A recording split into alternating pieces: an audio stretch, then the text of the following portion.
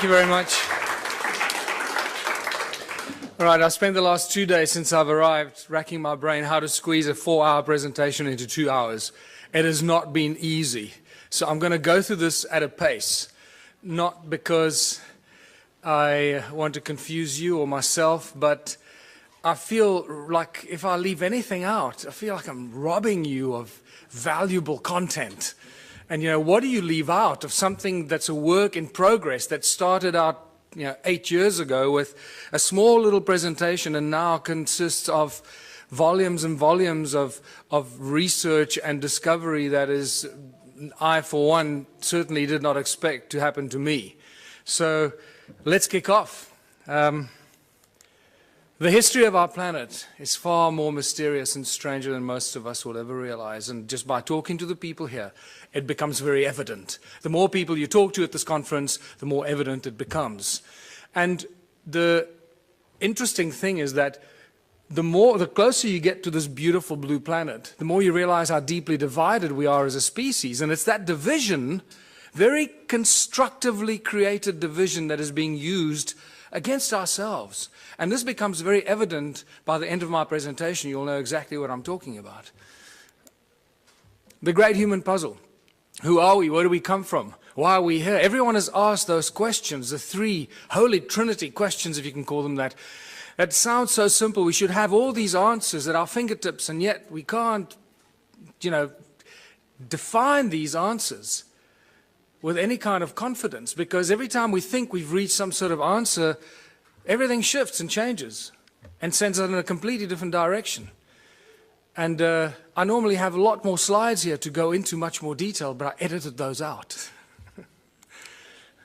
Sound and resonance seem to be the common denominators of religion and creation.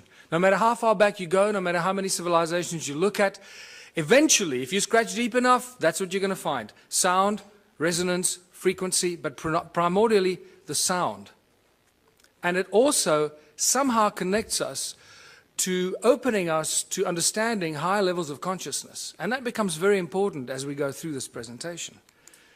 In Christianity, it's the word. God said, let there be light. Okay, let's not get into the semantics. Yes, that we can define that in very various ways, but let's look at the basic stuff that we're dealing with here. The word. First there was the word. In Hinduism, we got the Om, the primordial creative source. The Egyptians sang the universe into creation. All comes to sound. And it gets more interesting as you look at some of the more bizarre and ancient cultures. And you can see this, how these days of creation and the sound of creation is manifested in some of the symbology used in sacred geometry. For example, Christianity can be very quickly described with sacred geometric principles. And you realize that the creator of the universe is not some guy with a white beard sitting on a cloud. That's just complete fairy tale stuff and very distinct part of the control system of humanity. That division principle plays itself out in that philosophy. 6 aspects of Om, or the Om Mani Padme Hum. You see sound frequencies related to the creation process. And in Egyptology, the 6 aspects of the all-seeing eye of Horus. And when you see this, you realize that we're dealing with sound, 6 resonance ratios, all to do with sound frequencies. So sound plays a very important role, and one of the lesser known statements or thought patterns of Nikola Tesla that a lot of people seem to miss is that Nikola Tesla said that the earth rings like a bell. It's continuously ringing like a bell. And if you know how to use this primordial source sound frequency of Mother Earth, you'll know how to convert it into an unlimited source of energy. And I believe that's what he really did. What he did with it up at the top of the tower remains a mystery to most of us, and we're all trying to emulate that. But I believe that he was talking about the sound of Gaia, an unlimited free source of energy. And this plays a very important part in all of creation, in all ancient cultures, in all the belief systems. And I believe Tesla used this to do whatever he did to create this free energy that we all try to emulate. But what is sound? What is sound? Because we think that sound is just something that travels at a finite speed. Well, that's been busted now, because in Tennessee, and you studied in Tennessee, didn't you? Brooks, at the Middle State Tennessee University in 2005. There were 3 high school students and 2 undergraduates that proved that sound travels beyond the speed of light. I'm not going to go into that, but that's an interesting thing to contemplate. That's one of the best kept secrets of science and physics. Never made it into the mainstream news bulletins. Sound boils water. This is a guy called Peter Davey in New Zealand. Since 1940, this guy's been boiling water with sound frequency. It's not complicated, because everything has a resonance. Everything in creation and in physical form has its own fundamental resonant frequencies. If we understand the resonance and the sound behind the resonance, we can do everything. Because if sound created the universe and all things in it, because that was done by God, then we should be able to use sound to do everything else. A 92-year-old Christchurch inventor claims to have come up with a novel way to make a cup of tea. He's invented a contraption that he claims uses the power of sound to boil water. Beverly Lockhart went to investigate. It looks like a desk lamp, is cool to the touch and appears to be doing nothing until it comes into contact with water. 92-year-old former Spitfire pilot Peter Davey claims his invention uses the power of sound to boil water. Yes, they're a bit baffled how it works.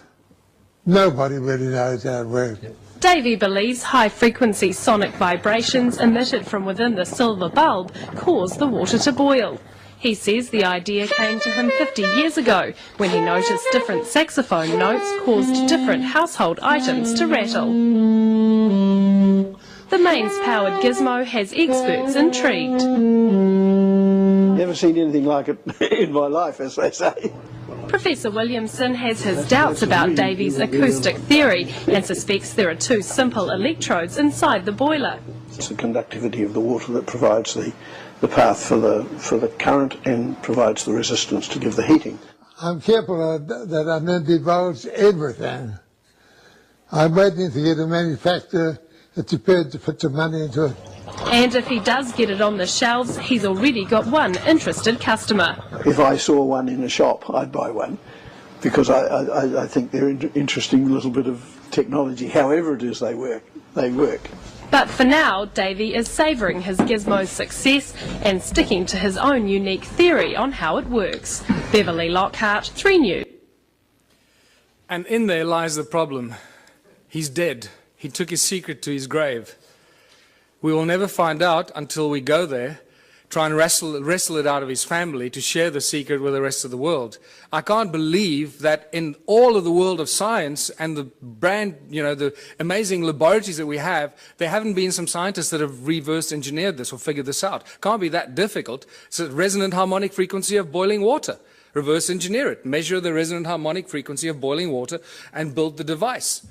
I don't have the laboratory to do it, but I've asked so many people to go out and do it, and no one's done it. But what we learn from this experience is we're here at this conference talking about free energy. I believe free energy means free to the world, not just free that we can suck it out of the vacuum and then sell it to the rest of the world. That's no longer free energy. I believe it's crucial that we start thinking about free energy as when you find it, like this guy, give it to the world for free. Because if you don't, they're going to get to you, they're going to get rid of you, and no one's going to get it. They were waiting. I can imagine what they did when Peter Davey died. They breathed a sigh of relief, say, oh, thank God he's gone. And he was too greedy to tell the world how the simple thing worked. Thank God this human greed gene is so powerful that it prevents people from sharing this beautiful stuff. That's what I have a problem with. So what I urge anyone here at this conference to do, if you do find something like this, a source of free energy, do not keep it to yourself. Do not try and gain from the rest of humanity. Put it on the internet, make videos, put it out as widely as you can, share it for free with the world. It'll come back to you in abundance that you can't imagine. Yes.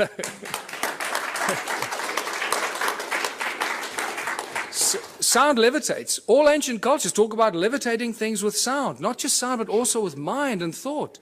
Now, we hear about it all the time, but until you see something being levitated by sound, it's difficult to comprehend. Here's a beautiful example. Most of the stuff exists on YouTube, but we don't go looking for it. So, Notice that you can hear the sound frequencies because the items they're levitating are very light. Remember, the higher the frequency, the higher the energy. So these polystyrene items are very light, so the frequency is lower frequency that's audible to our ears. So when you're trying to levitate giant blocks, you'd need very high frequencies that you can't hear, and then it looks like magic. Also note that the sound source comes from two different sound sources, and it seems to levitate it at the cross point, the crossroad of the sound frequencies. That's what the levitation effect is. This is very important later in my presentation. And the knowledge of the ancient cultures.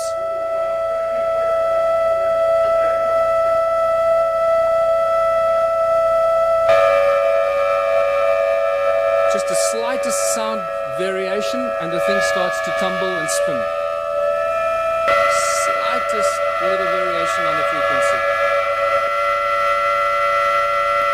Look where it starts to spin.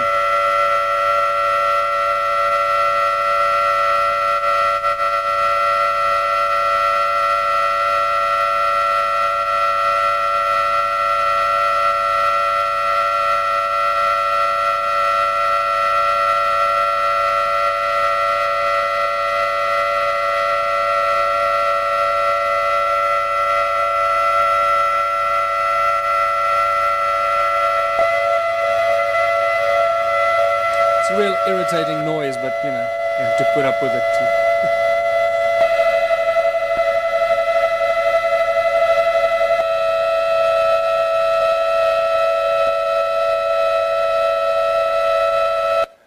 So sound levitates. It's no longer, you know, this fairy tale thing. It really happens. But sound source is also the inspiration for all the religions in the world, the great religions, and the most recognized religious symbols. This is from the guys that developed the cymoscope. I normally show the cymoscope, but lack of time. So look at this 3D bubble that is created as sound. Remember, sound is a three-dimensional thing. From the pop, it goes in all directions. It's not a wave on a piece of paper. It's a three-dimensional effect that keeps amplifying itself and goes on and on and on. Just because you can't hear it anymore doesn't mean it's not necessarily there. So here's a three-dimensional bubble that's created at the sound. But look on the right-hand side at the cross-section of it. What do you see? You start seeing one of the most commonly recognized religious symbols. Why did the religions choose the symbols? Because when you drill right into the middle of this, what seems to be at the very source of sound, the pop, or that moment, instant of pop, this is what you get. Oh boy, do I recognize this interesting symbol. And this is where you realize when the ancient cultures carved these intricate things into rock, they weren't just imagining things. They understood that sound was the source and how sound can create and levitate and manifest shape and form. And that's why they carved hundreds of thousands of these crosses in circles. And not only did they carve it, but it's also recognized by ancient cultures. In southern Africa, it's known as Mabona, the Lord of Light. Lord of Light, sound and light, the creator of all things.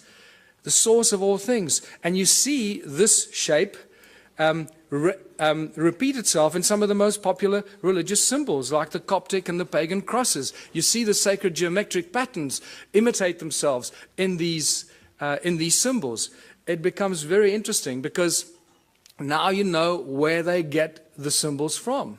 It all comes from sound. What does this have to do with ancient civilizations and evolution of consciousness? Well, everything, because the ancient cultures understood this. They understood the process, they understood the source, and they used the source of sound as a source of energy. And this is what my discoveries show in South Africa. The resonating chambers for creation of energy, that's what the pyramids were. Many researchers are starting to reach that conclusion, that they were actually resonating cavities to create huge amounts of energy. And they would have looked something like this. What's also clear to me, the more research I do, especially at the sites in South Africa, realizing that we're dealing with sound and light, that they probably used light to activate some of these sound devices. They were actually resonating chambers, that it was activated by light. And this is why they were aligned with solstices and equinoxes with specific frequencies and energetic alignments of the movement of the sun. They would activate these ancient sites and then bring them to life. Something like that. And if you think that's not happening, there's an interesting photograph that is available on the internet of some strange energy forms coming out of the pyramids, taken with some weird lens that shows you energetic frequencies, and this got me very excited because this is directly connected to my discoveries in the stone circles of southern Africa. This is some interesting symmetrical interference patterns that were taken at Stonehenge, which tells us that Stonehenge was not an accidental bunch of, long-haired, loincloth, cavemen that built this with ropes and pulleys. And when you go to Stonehenge, they still have that image on the side of the tunnel as you walk towards Stonehenge. They still show the guys with ropes and pulleys building Stonehenge. It's insane. So it's a very, very advanced device, Stonehenge. And what blew my mind is how old Stonehenge is. This is probably one of the oldest sites on Earth. It's probably more than 1 million years old. Are there any geologists here?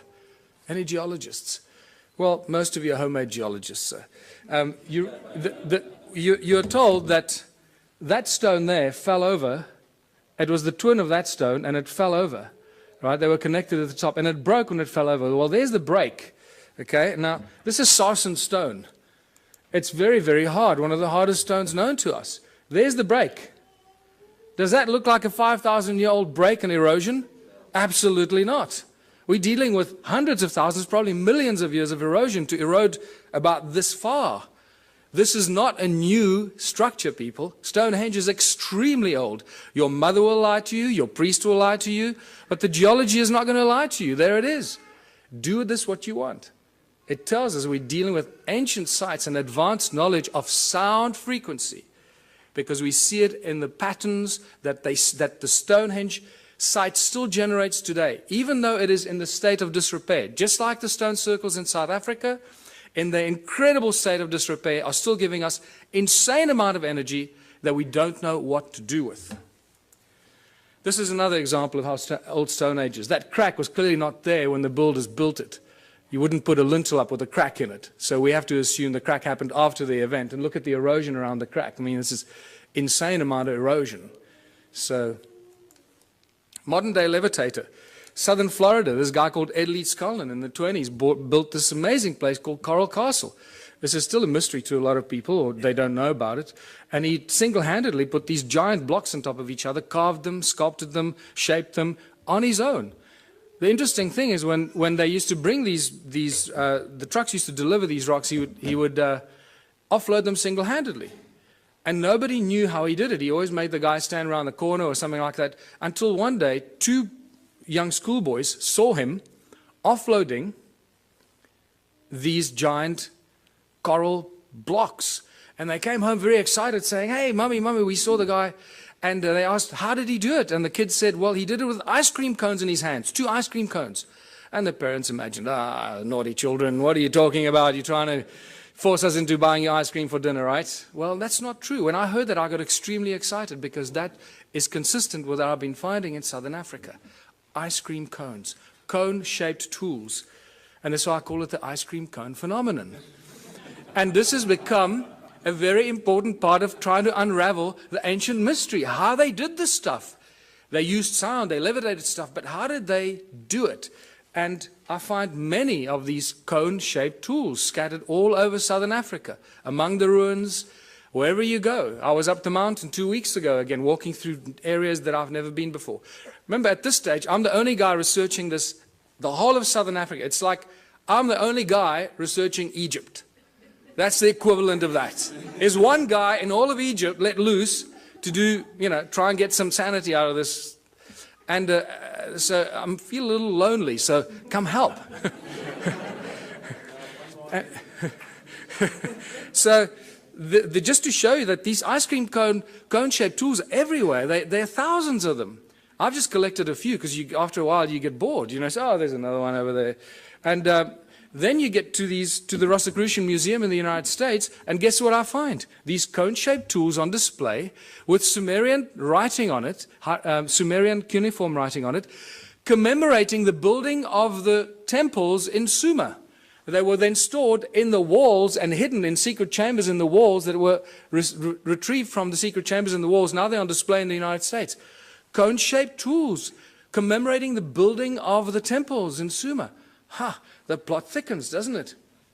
So let's go back to South Africa, or Southern Africa. The current belief system is that Southern Africa was a sparsely populated part of the world with only a few inhabitants up to about 1,000 years ago. And they tell you about maybe 5,000 people, maximum 10,000 people, hunter-gatherers running around, shooting a buck here, shooting a buck there. Well, they don't do their homework when they put this in our history books, and they insult our intelligence, because unfortunately the ancient stone ruins of Southern Africa tell us a completely different tale. But they still continue to put in our history books, still today, that these are just cattle kraal for keeping cattle. These amazing stone structures that cover most of Southern Africa. But they didn't know that it covered most of Southern Africa, so they put these ignorant things into our history books. And then we pay lots of money to send our children to university to regurgitate this crap. Right? And it's spectacular. They just make the stuff up, put it in the history books, but because they doctor this and doctor that, everybody just kisses their butt and nobody questions them. It's really sad, but just to show you what some of these structures look like, I'll go through these rapidly. They are really remarkable structures. And the walls are not very high. Sometimes they're flat with the ground. Some places they're 3 meters tall or 2.5 meters high.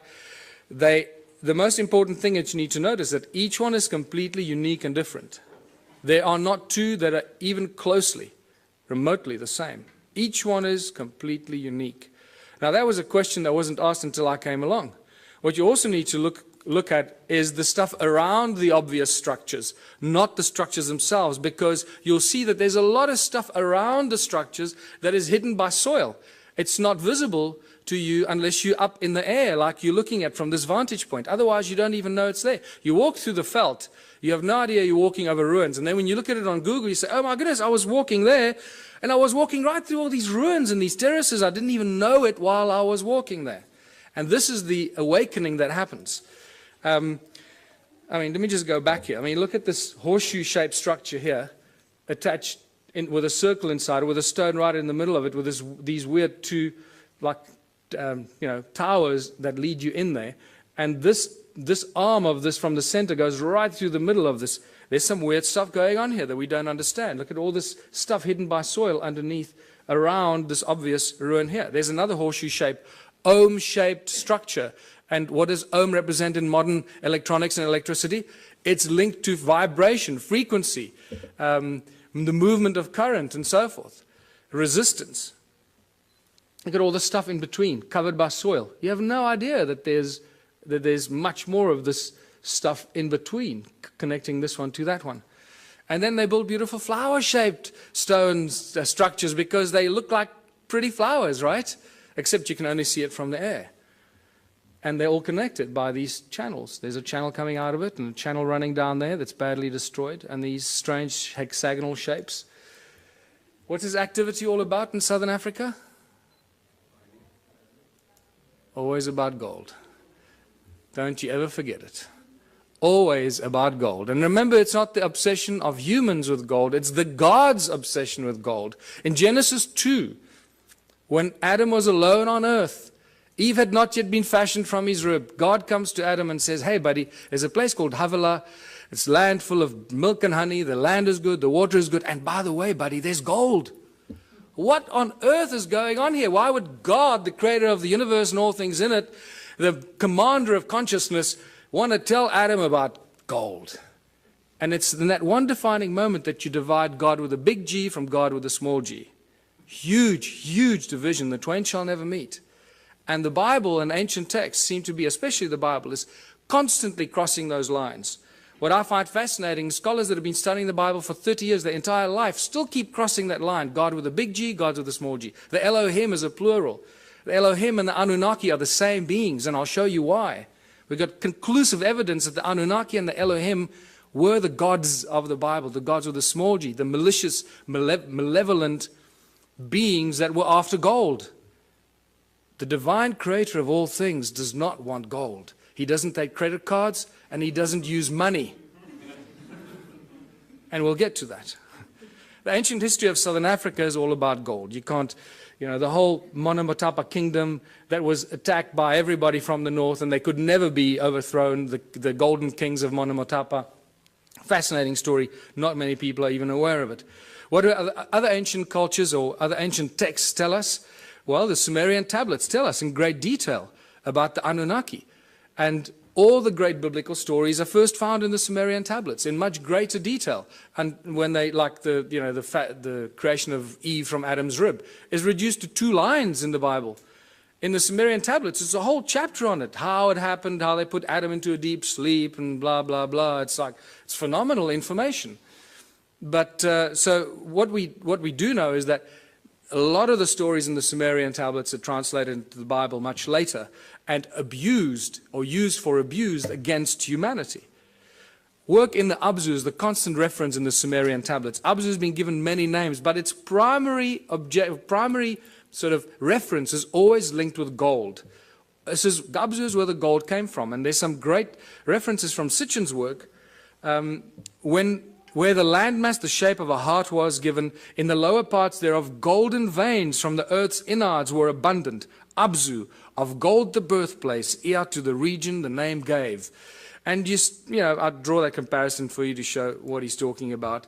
The Sumerian god Enki is inextricably linked to Southern Africa and the gold mining empire. And in my longer presentations I go into more detail why I say this, but it's just overwhelming. It keeps coming in waves and waves, how Enki is linked to Southern Africa and the gold mining empire that he set up there some 400,000 years ago. Now, Enki is not unknown in African ancient history. Creator Mutwa told me that Enki is known as Enkai, the creator of the human race. Just to throw that at you. And it gets weirder and weirder the deeper you go into this. And then Enki decides to create a species because they needed help to get the gold out of the mine. You can't just use machines.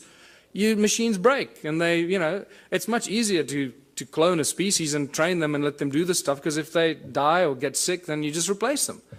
It's better than building machines. They just breed on their own. Look what they've done. 7 billion. Great breeders, these machines, these slaves. Let us create a Lulu, a primitive worker. The hardship work to take over. Let the being, the toil of the Anunnaki carry on his back. Tells us very clearly what these guys were up to down there. Planning to create the Adam, Adamu. A primitive worker shall be created. Our command will he understand. Our tools he will handle. To the Anunnaki in the Abzu relief shall come. So we know that the Anunnaki were in the Abzu. They were doing something. They needed relief. And for this they needed a slave, and they cloned it. And boy, did they do a good job. This is fantastic reference to Enki's house, his mines, and his technology. In the midst of the Abzu, to a place of pure waters, Enki betook himself. In that land, a place of deepness he determined for the heroes into the earth's bowels to descend. Before they cloned the slaves or the human race, they referred to the Anunnaki who were doing the gold mining as the heroes, because they were doing the hard work in the gold mines. So for the heroes into earth's bowels to descend. The earth splitter that Enki established. Now I'm going to show you the earth splitter because this is one of my discoveries in South Africa.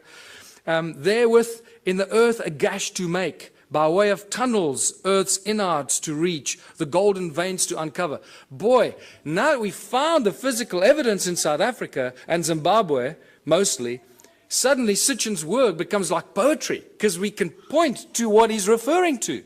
We've got the physical evidence for which he's often undergone a lot of criticism, Oh, he's making this stuff up. Well, anyone who's still a naysayer about Sitchin's work, wake up. We got the physical evidence. It's there in beyond believable abundance. Is there a ruin or a settlement that could be linked to Enki? Absolutely. And this is Great Zimbabwe, the greatest ruin in southern Africa. It has to be the biggest, right? This is just a spectacular place.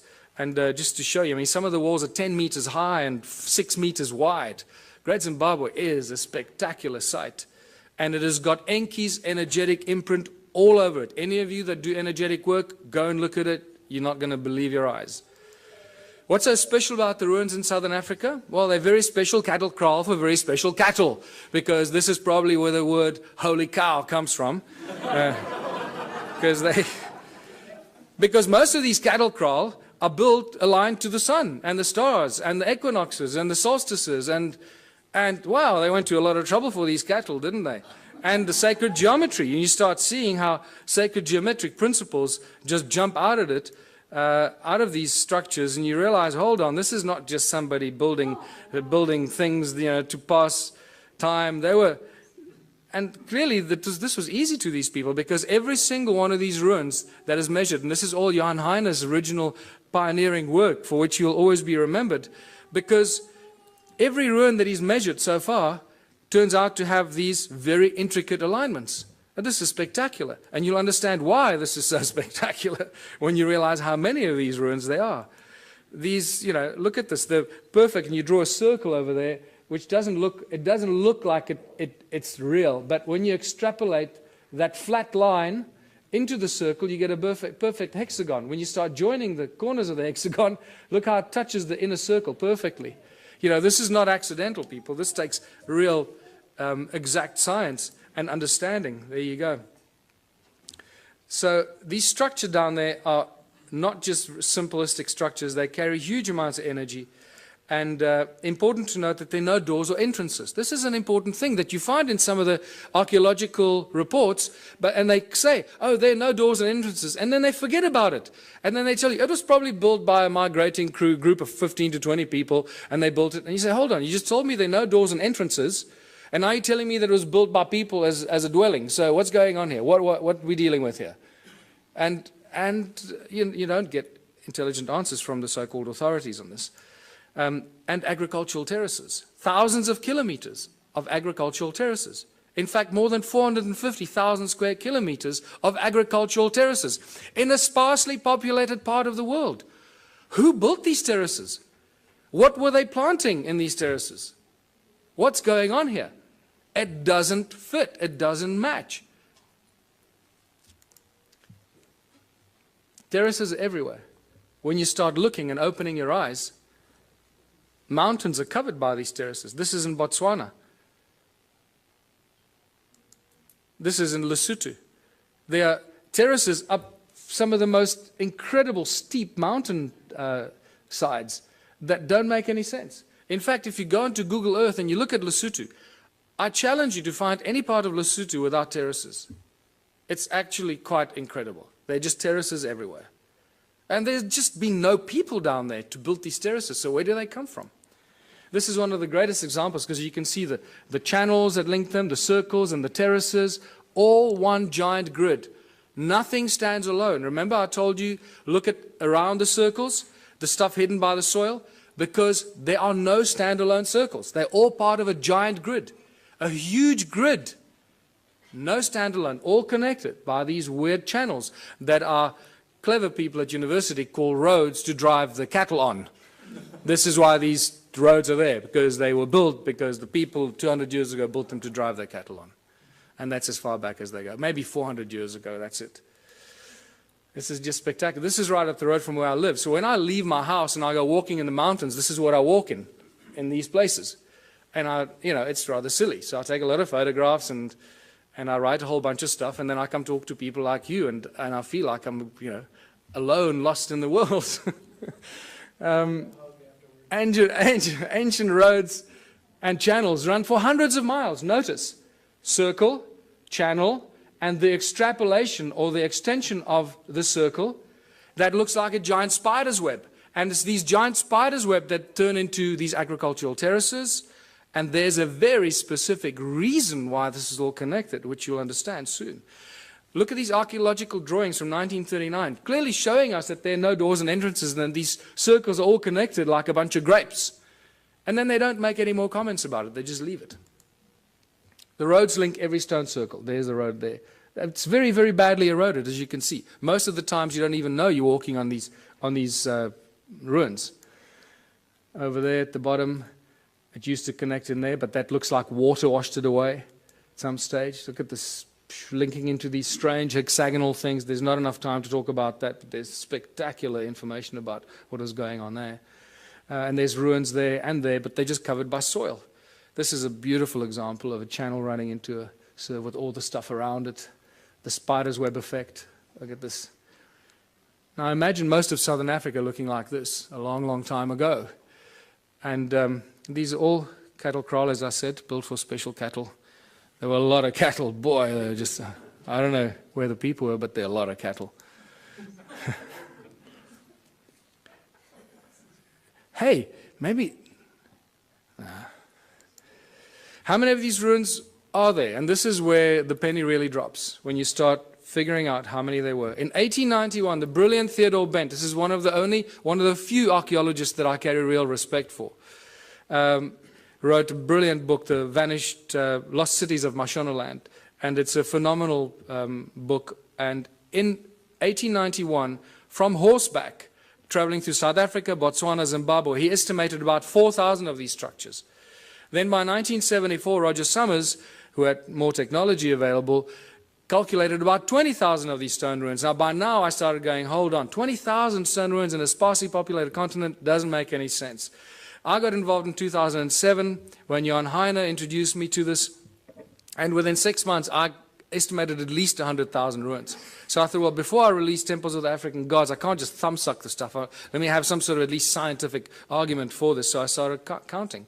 I used Google and aerial shots and just started counting, and extrapolating, getting averages per hectare, per square kilometer, per larger area. And I went all over southern Africa and found these densely clustered areas and got averages. And some of the aerial photographs looks like, there's circles here. When you look closer at it, when you study this, you see how connected they were. This is all over southern Africa. Some of them are in the Transvaal or in Gauteng, what used to be the Transvaal, in Mpumalanga, in the Orange Free State. There's some in Natal, KZN. I just found some in KZN 2 weeks ago when I traveled to KZN. And I hadn't found any before. So wherever you go, you find more ruins. Zimbabwe, Botswana, as I mentioned. And this one I'll be talking about again. This is near a town called Bronkhorstspruit, very strange looking structures. This is again close to my house. And this is south of Johannesburg. There are thousands and thousands of these south of Johannesburg, and they think they discovered gold there in the late 1800s. And this is just spectacular. It's the density of these. This is other side of Rustenburg, where I grew up near the platinum mines on the way to Botswana. This runs about 5 by 5 kilometers, and it's just dense like this. It's ridiculous. And this is back near where I live, just to show you the circles with the channels connecting them and the terraces. And by the time I finished counting, getting all these averages, I found out there were more than 10 million of these. So forget 4,000 and 20,000 and 100,000, more than 10 million of these. In fact, I can now tell you categorically it's probably closer to 20 million of these. And we'll be surprised if there aren't more. It's spectacular. We're dealing with the largest and most mysterious ancient civilization on earth that no one's paid any attention to until now. What happened to them? What happened to 10 million stone structures and the people? Forget the stone structures. We've got evidence of those. Where are the bones? Where are the dead people? There's nothing. Not a trace of who occupied these. Isn't that more mysterious in itself? That for an extended period of, I'll show you, about 280,000 years, people lived and worked here. Then no fossil remains of these people. What on earth went on here? This is where you start listening to people like Drunvalo Melchizedek, when he says that, human populations have been evacuated and moved from one planet to another. You go, well, hold on, suddenly that makes a little bit more sense than anything else. Because we should have found bones. There's been a lot of digging, mining, and there should be bones everywhere. Farmers, building houses. So what happened to them? This is where the Sumerian tablets become very important. And the King's List, I'm going to come back to this, because in the two King's Lists that give us exactly the same story, they give us the names of 8 kings that ruled for about between 220 and 241,000 years. The names of the kings are the same, the places they ruled are exactly the same. The dates vary a little bit. So you've got to allow some, mistakes in translation. But the names and places remain the same. This is very, very interesting. But what this tells us is 2 very important things that I'm going to come back to later.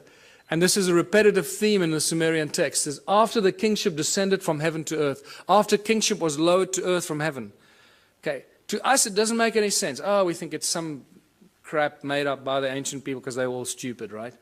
And then it tells us who these kings were and how long they lived. And you can clearly see that they weren't human, because they lived and ruled for 36,000 years, 64,000 years, 28,000 years. And then a very important thing that it tells us, a very important statement from these 2 kings lists. And then the flood swept over. So two very important things, three important things. That kingship was lowered to earth from heaven. Somebody up there decided that they were going to appoint some kings on earth, some priest kings. That changes all of human history. It tells us that they ruled for an extended period of time, and then the flood came. So we seem to have a history, a chronology of human history until the flood. Prior to this, or until now, we know very little about what happened before the flood. And this is very important. So I believe that when they say the flood came, that's what destroyed these ruins. Some 12 to 13,000 years ago, the so-called Great Flood that there's not much argument about in geologic and archaeological circles. And you can see the sedimentation. That's why most of these ruins are not visible. Most of them are covered by soil. They're hidden from us. And wherever there's stone circles, there are gold mines. You can't get away from it. More than 75,000 gold mines have been found between 2005 and 2010 in a geological survey just around the little town of Leidenburg in the Mpumalanga province. 75,000 gold mines. In the 30s, I've got two distinct, separate reports from two separate miners that mined in the province of Limpopo, northern South Africa, that found mysterious mine shafts, tunnels like this, at about 100 feet down while they were mining gold. Remain unexplained. Tools and artifacts were confiscated by the authorities, never to be returned. In the 1990s, De Beers found a mine shaft 22,000 feet deep that scared them. That they say it was cut with absolute precision, indicated some advanced laser technology that they do not possess. Anglo-American, I know, has a secret file that they keep for covering up ancient mines and shafts. Anytime they come across an ancient shaft or a mine, they cover it up and move on. They don't even discuss it, but they have a specific file for that. And I was told this by the chief geologist, Anglo-American, while we were having a beer at a pub. He just volunteered this information to me. I was amazed. But then he didn't know who I was or what I was doing. Sneaky bastard. What kind of stone are we dealing with here? It's a very special kind of stone. It's known as hornfels. And it's known by geologists as ringstone. And I was the first person, I'm astounded, the first person to ask what kind of stone was used to build these ruins. They just, don't go there. And it's metamorphosized quartzite. It's incredibly hard. You can't break it, people. I've tried to break some of these. This sliver is a break I keep in my museum. This happens as a result of heat. You expose it to fire, it breaks up. So clearly they didn't use fire in any of these ruins. Otherwise there'd be none left. As you can see, it's black on the inside, very hard, and then it's got this stuff called patina, the skin, like a skin that grows. It's an oxidization and calcification process. It grows incredibly slowly on this specific rock. And what is fascinating about this hornfels stone is that it conducts sound incredibly well. It rings like a bell and light. There's some more examples that I found that I keep in the museum. And more spectacular examples. And just to show you, there's a little... The most remarkable artifacts that I've collected, this particular stone in my hand here, this beautiful Stone Age club, it looks like something out of Flintstones. I'm going to show you how they ring like bells, because I can't carry these with me all over the world. So a quick demonstration how these stones ring like bells. I just discovered that in geological terms, these stones, this particular stone, the hornfels in South Africa, is also known as ringstone for that very specific reason. And to ring these, I'm going to use my brand new tool that I just collected about a week ago. This phenomenal, absolutely phenomenal artifact. And I'm going to use this to ring these stones. This looks, we always joked when I found this, that this looks like a Stone Age guitar. And it's pretty much like that, you know. And I'm going to show you that it is very closely related to a musical instrument in ancient times for a very specific reason. Now you might think that the stone shape is just accidental and that it broke off or something. You'd be mistaken, because I've collected probably about 4 or 5 stones that are very, very similar in shape, very similar carving structure. There's broad base here and then down to a narrow tip, and somebody removed this particular piece of the stone over there for specific reasons, as you will hear, which I'll ring a little bit more. They ring like bells. But it's also important to note that you cannot carve or chip this stone. it will splinter and fragment, and it will not be chipped or carved. Okay, so these shapes that we see here must have been molded in some way, and molded for specific acoustic properties. And this is why. You've got to hold it a very specific way to make as little contact as possible to get it to ring and resonate at its optimum. Now remember, it's also covered in patina, the skin of the rock, this brown reddish color that covers the rock, that is no longer the original black or charcoal color, the original color of the metamorphosized quartzite that's underneath. And that's how it rings.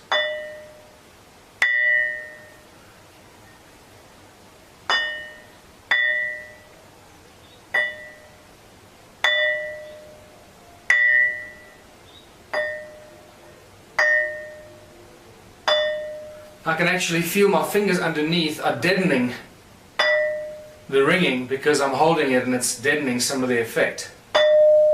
There we go. That's better. That's what you want. You realize that this thing really rings like a bell and it reverberates for quite a long time.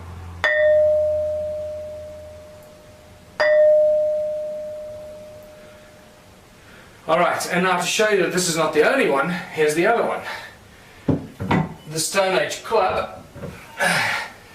And I drove over this myself a few times, driving up the mountain of the forest road, and eventually I stopped and picked it up because I realized this is one of the most remarkable tools that you will ever find, and thank God I did.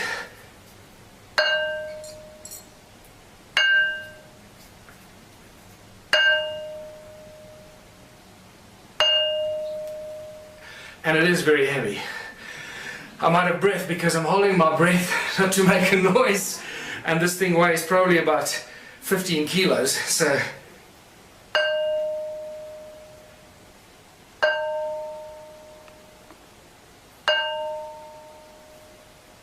and there you go. Demonstration how these stones ring like bells, and they were used in all kinds of ways and fashions, just like the Ankh, to create specific vibrational frequencies and specific notes to use as a form and a source of energy. And just to remind you, metamorphosized quartzite is full of what? So we can talk about this later, when we start getting into the consciousness principles. What are we really dealing with here? And what do these ancient sites contain? How much information is actually stored in these ancient sites? Yes? Just a quick question with the stone there. I noticed that the frequency was the same. It seems to be the same note. Did you actually ever try and measure the exact frequency? Yes, we did. We measured. Well, not those two. I haven't tested those two. But somebody emailed me. I get thousands of emails. Somebody emailed me saying that's a B flat, I think. That is very important, but it's just not enough time to go through all this stuff. Sorry. And then all these anomalous tools I've been collecting and finding. Strange tools. Once again, some of them are these cone-shaped tools, always to these points. And then the stone phallus. Stone phalluses seem to be very popular in these ancient times. What's important to note, see how the patina has covered all of them, remember? Somebody must have carved them or shaped them at some stage. And they're all covered in this brown patina. Okay, keep that at the back of your mind. This is at top of the big ruin on top of the mountain there. That's spectacular, whatever that is, a bird-shaped stone, or there's a whole other link to the Zimbabwe birds that is in here, but we can't go there. These strange tools and artifacts that are just spectacular, that make no sense to us today, because it's not part of normal archaeological, stuff that they exhibit. And then the most spectacular mystery in all of archaeology, the sacred stones. The special sacred stones. Hundreds of thousands have been found in southern Africa.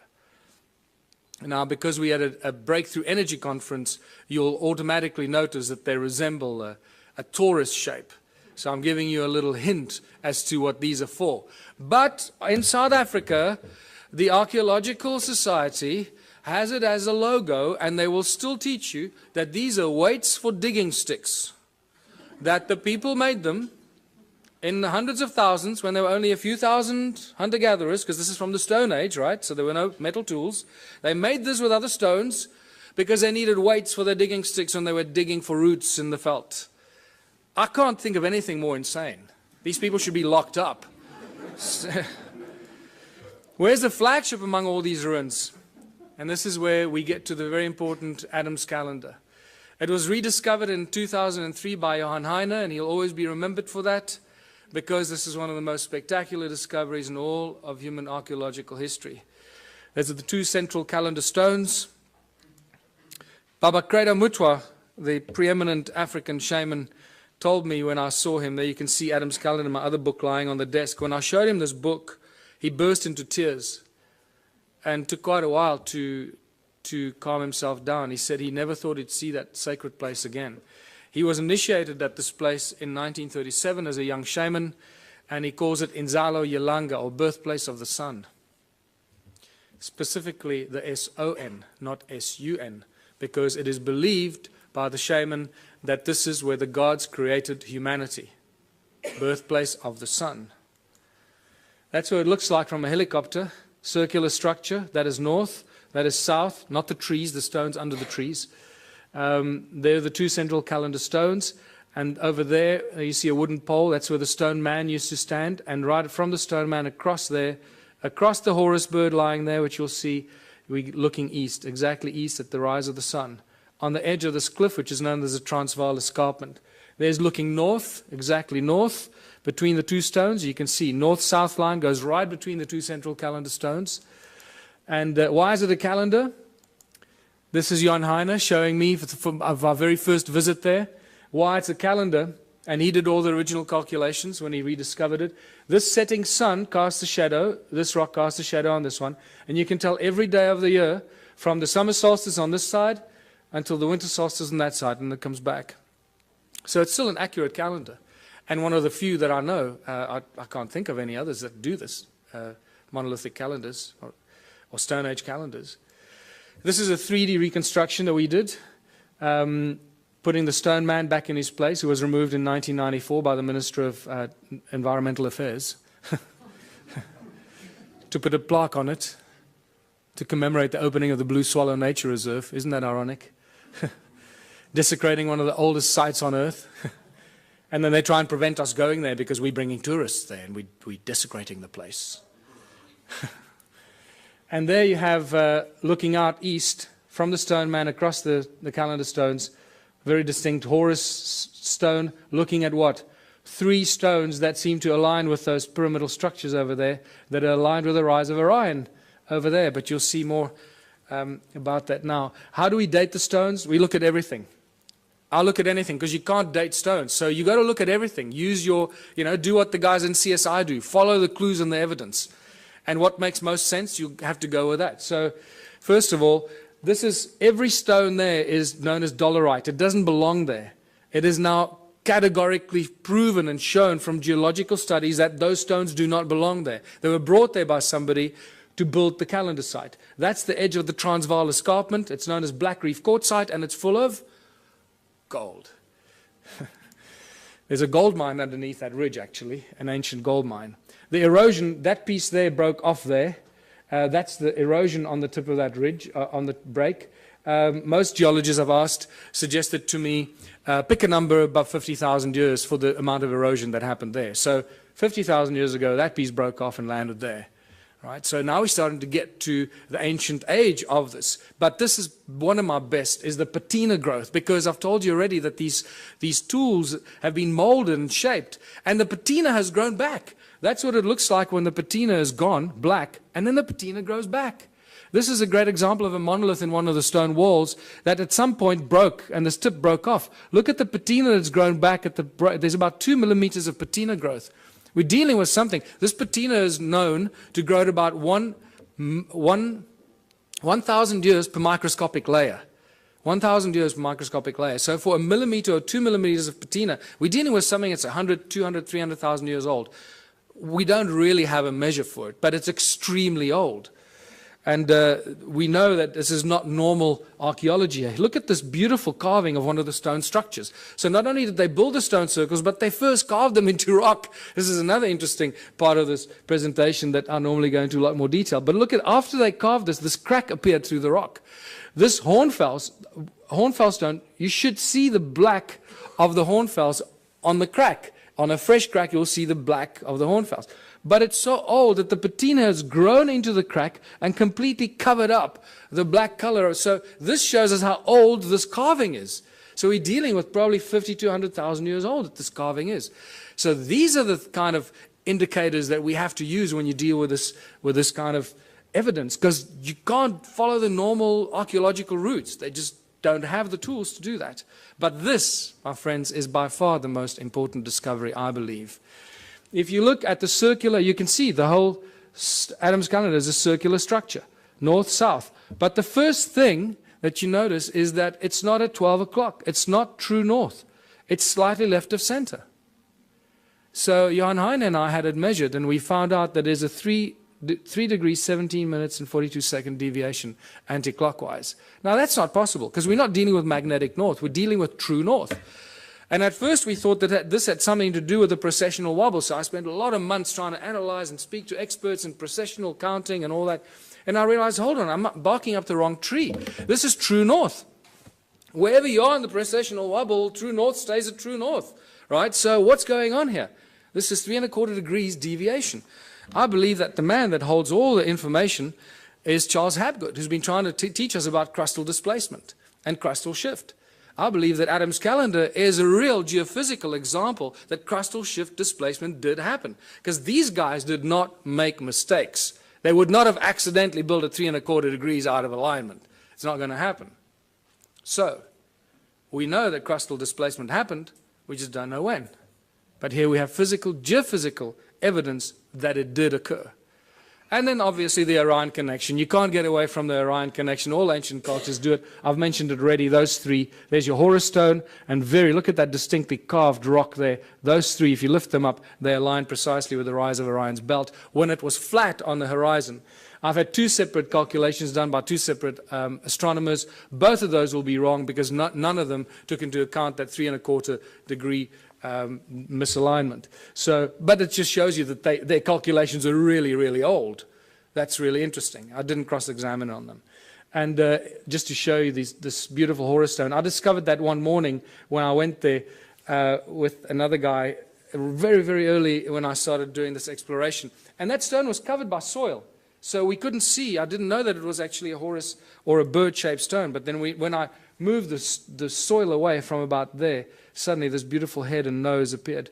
It doesn't look like much from here, but there's nothing to stand on to take photographs. You know, if I take one step backwards that way, I fall off the edge of the cliff. So, and there you go. It's about 3.5 meters tall. There's a fat belly there that you can't see on this angle. And the nose is broken off. That's probably maybe another foot there that would have extended. If you lift it up, there you go. Reconstructed Adam's calendar. When I called it Adam's calendar, I had no idea how close to the truth it was. This is where humanity was created according to ancient African culture, where the Anunnaki artificially, genetically created the Adamu, the human species that we all belong to in various forms and shapes. And then we get to the discovering of the pyramids. The mystery just, gets better and better. Look at that. This is one of the first pictures taken of Johan in 2003 when he started measuring the calendar and finding out all these mysteries. One of the best pictures, because I've been there thousands of times and you just don't get good pictures of the pyramidal structures. There's a third one, a little one over there, just sticking its head out. I've been told through various means that there's about 30 meters of sedimentation down there. So we're only probably seeing half of those pyramidal structures because of the flood, remember? The flood that destroyed all the stuff. That would have covered all of it. Why are they pyramids? Why am I so convinced they're pyramids? For various reasons. First of all, when you go into Adam's calendar, the moment you cross the circle, because there's no obvious circle, it's an imaginary circle. The moment you cross that circle with your GPS, you lose signal. Okay, it works here. The moment you walk in there, your signal is gone. And I love the macho guys. They just love it. Oh, my GPS will work. You'll see. I'll show you how my GPS works. And they go in there.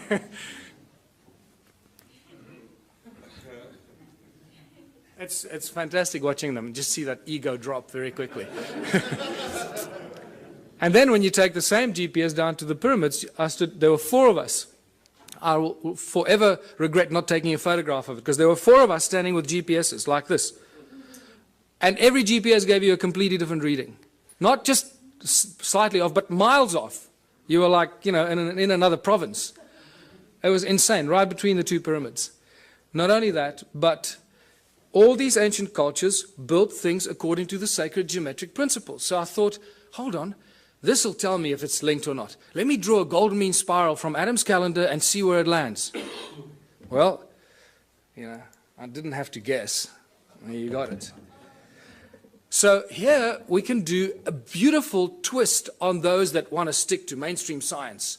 And we can argue the argument of probability, which is one of the most commonly argued arguments in science, isn't it? Probability.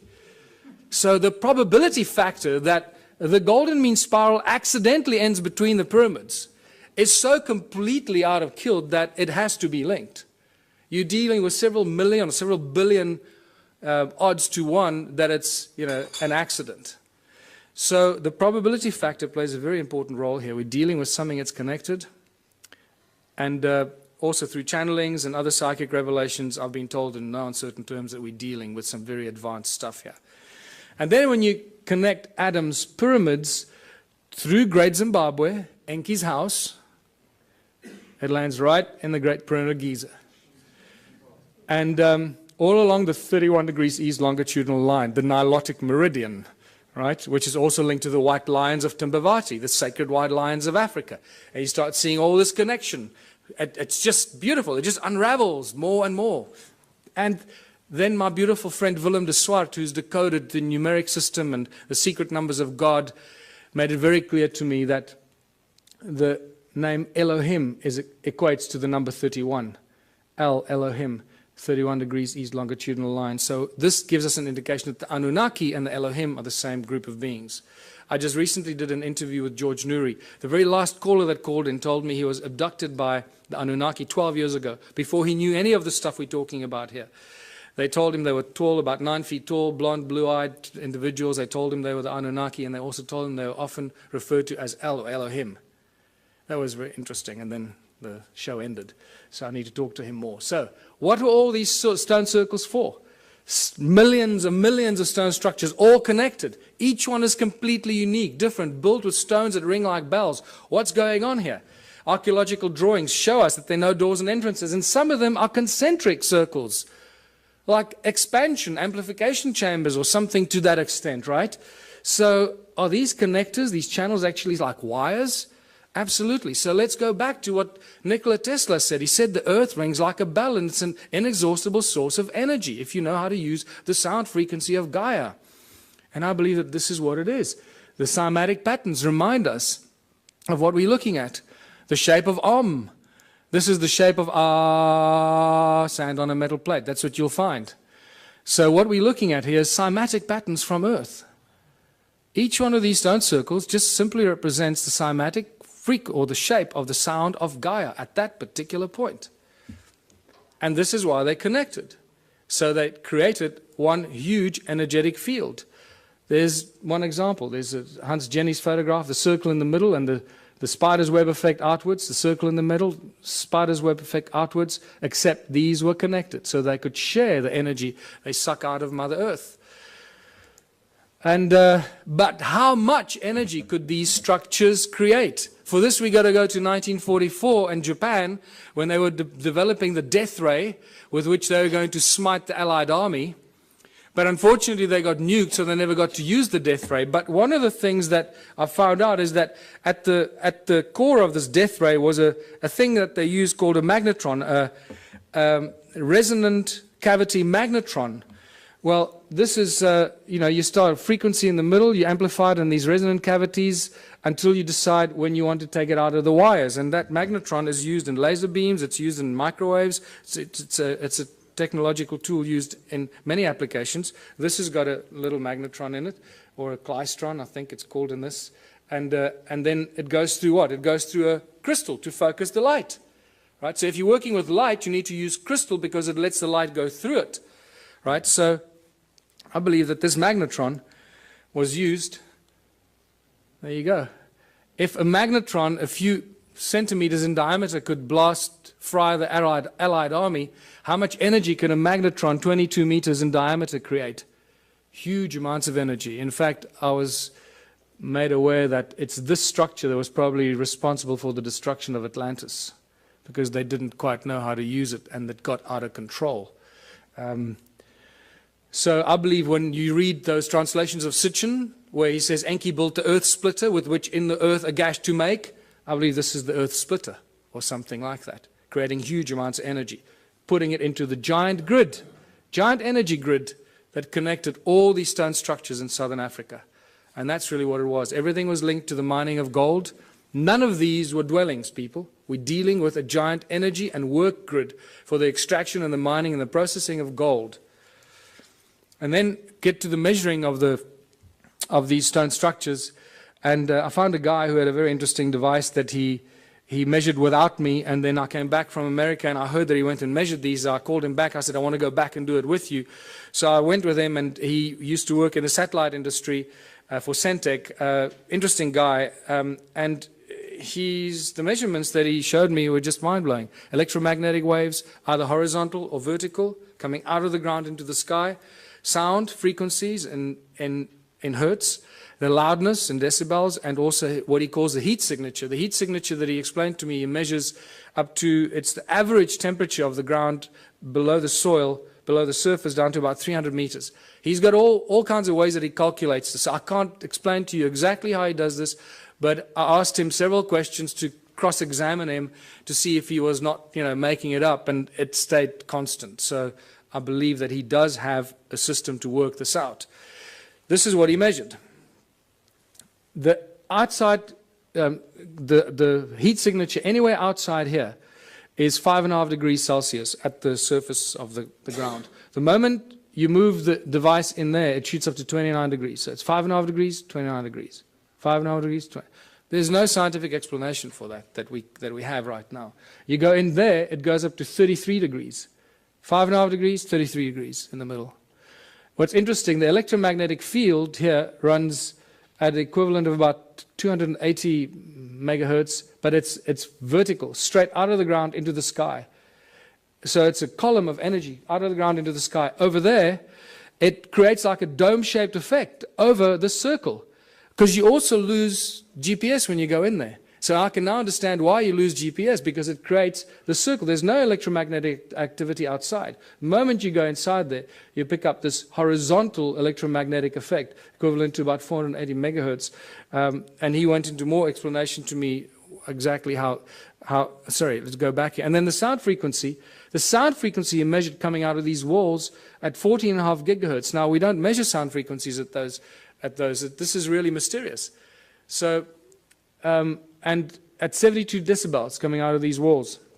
And then we went up to this one here, and it got even worse. Measured 33 gigahertz sound frequencies coming out of these walls inside here. 33 gigahertz. When you walk along this channel that ran in here, the wall was broken there, but the channel runs in there. It started like 5 degrees. It keeps going up. As you walk there, that heat signature keeps rising. By the way, the heat signature, he explained to me, can only go up to about 80 degrees Celsius, at which point it suggests that you've got a volcano under you about 300 meters below you. So that's how he's calculated it.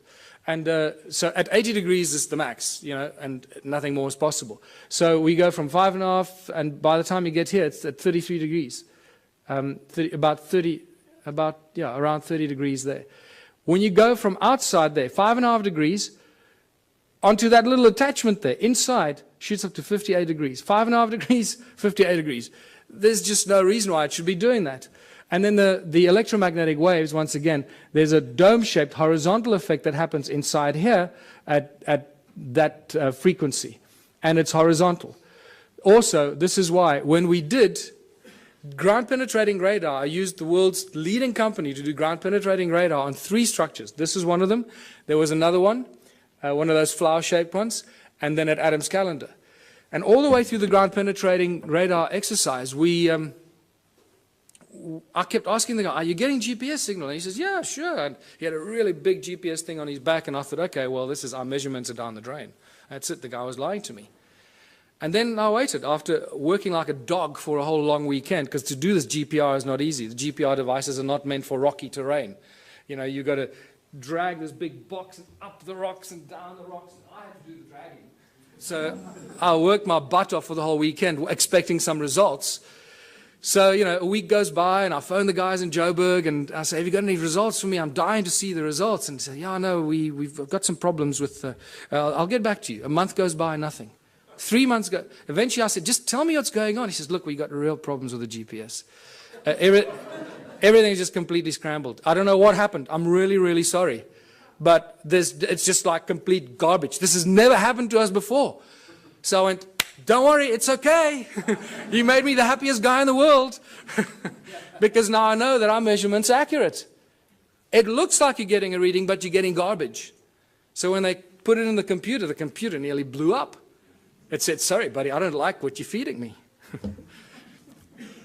And then we get to Adam's calendar, and everything we know, or we think we know, just flies out the window.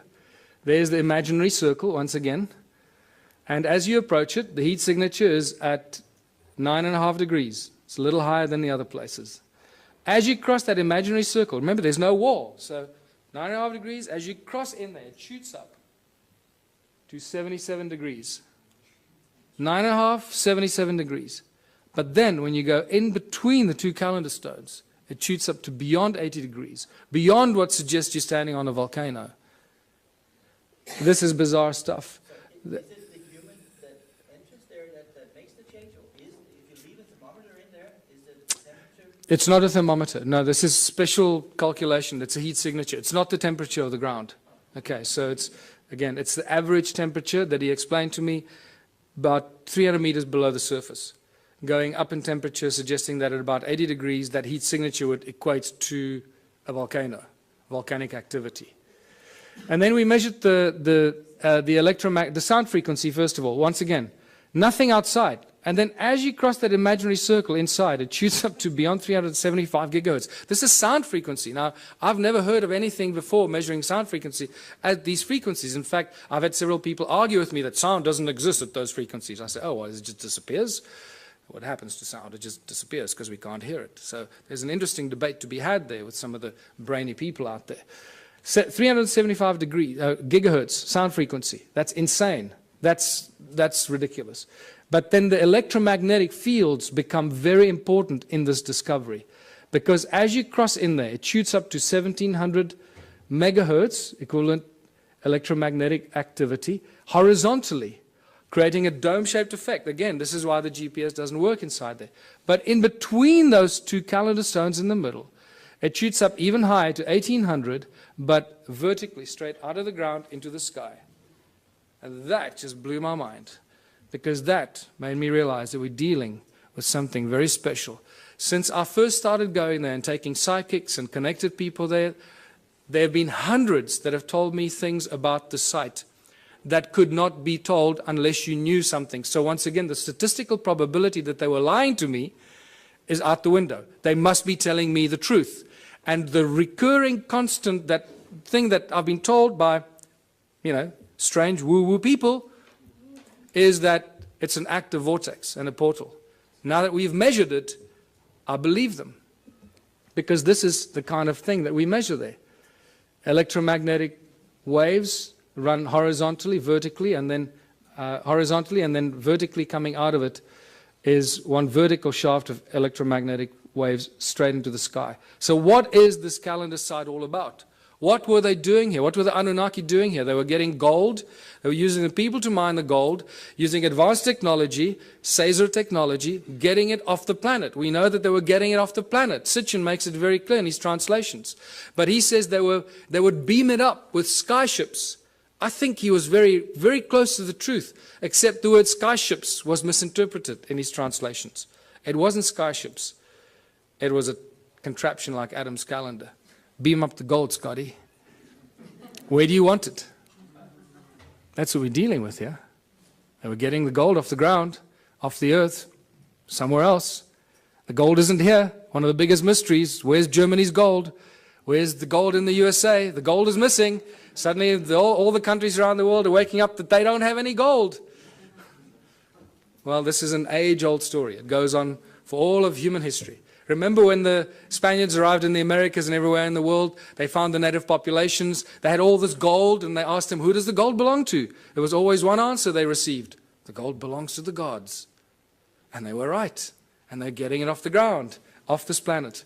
So, Caesar technology was only discovered in the 17th June 2009. This was reported on in some of the scientific journals, talking about sound as being used as laser beams. Not light, sound. And they think it's very exciting because it's got great applications in the military, obviously. And this is where the sacred stones come in. Because I believe these are not only energy devices like toruses, toroid energy generating fields because of the special stone they're made of, but they're also frequency converters. One frequency in, another frequency out. And I believe that these pointy stones, like Ed Leeds-Skalnin, was reported to move the giant blocks with 2 ice cream cones in his hands. Well, you hold those 2 in your hands, it'll look like you're holding ice cream cones in your hands. And at the point where they cross, beaming high-frequency sound waves, they will create levitation. The higher the frequency, the higher the power and the energy, so you can lift huge things up and move it around as you want. Ice cream cones in your hands. Boy, those 2 schoolboys made my day. There you go. What I find interesting is that average 3 centimeters, which equates to 10 gigahertz. So when we reverse engineer this, I'm looking for laboratories that work on laser technology. We can do some remarkable experiments, people. We'll change the world. We'll use these stones and we're going to discover new energies. And we can, any volunteers, we can put you in front there, set it up, and see what happens if we phase you out or if you're still there. 10 gigahertz. So what have we learned from all of this? If we don't learn something from this information, it's completely wasted on us. And I believe we're going to have a break now. Is that true? We're going to have a break? No break? So I was going to have a 10-minute break, but mostly for your sanity, I'm used to this. So I believe that we're reaching the conclusion of a prophecy. All the ancient cultures have these great, amazing prophecies that last thousands and thousands of years, and they say that the end days will be as the first days.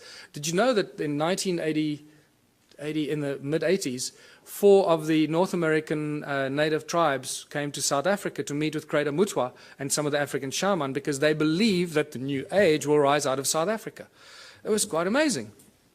And they had all these ceremonies at these sacred sites and so forth. So the end days will be as the first days. Well, if humanity arose out of South Africa, then it should restart there again. And it makes me quite curious to see what's going on in South Africa at the moment. There's some really interesting things, and I seem to be involved in a few of those for some reason, but we're rediscovering free energy. We're discovering that sound is a source of energy. We just need to realize how to use it, figure out how to use all these ancient stone circles that give us insane amounts of free energy every second of the day. We just don't know how to use it. We're crossing the galactic plane. It's the rise and fall of civilizations, concluding these giant, as Plato called it, the great year. We're exposed to frequencies and energies that we probably haven't experienced in the last 26,000 years. So no wonder we're going through, turmoil, and a lot of people are going crazy. They don't know how to deal with it. We're exposed to galactic light from the great sun, the cosmic, the center of our galaxy. And we're exploding with consciousness. Why? Why are we exploding with consciousness? Because this galactic light is activating our DNA, and there's plenty of scientific evidence for that you can go and look at if you still don't believe that. And it's doing amazing things. It's not just activating our junk DNA, 97% of it. So as our junk DNA gets activated, it creates a feedback mechanism, and we start to think higher thoughts, and our consciousness grows quicker and quicker. It's a beautiful thing, this, people. And it's all connected to these crazy people, 280,000 years ago, building stone circles in South Africa. They created us and allowed us to get to this point where we can contemplate our own existence and our own humanness and figure out how we fit into this great, crazy picture. We connect to the morphogenic field and realize that the resonance is the substance of the morphogenic field and plays a very important role in, spooky action at a distance that scientists are still trying to wrap their heads around. How does this all work? And this is where I realized that if we don't learn something from this ancient civilization and apply it today, it's going to be completely wasted. So I realized that these people lived for long, extended periods of time without money. And it was Kerry Cassidy, when she first came to visit me 3 years ago, she suggested to me, you know what, you should start a political party. Because when you start sharing this information, it's not going to go down well, and you need to create a platform of credibility and protection. So I did that. And the Ubuntu Liberation Movement has now been registered as a fully fledged political party in South Africa, and I'm going to be running for president next year. That's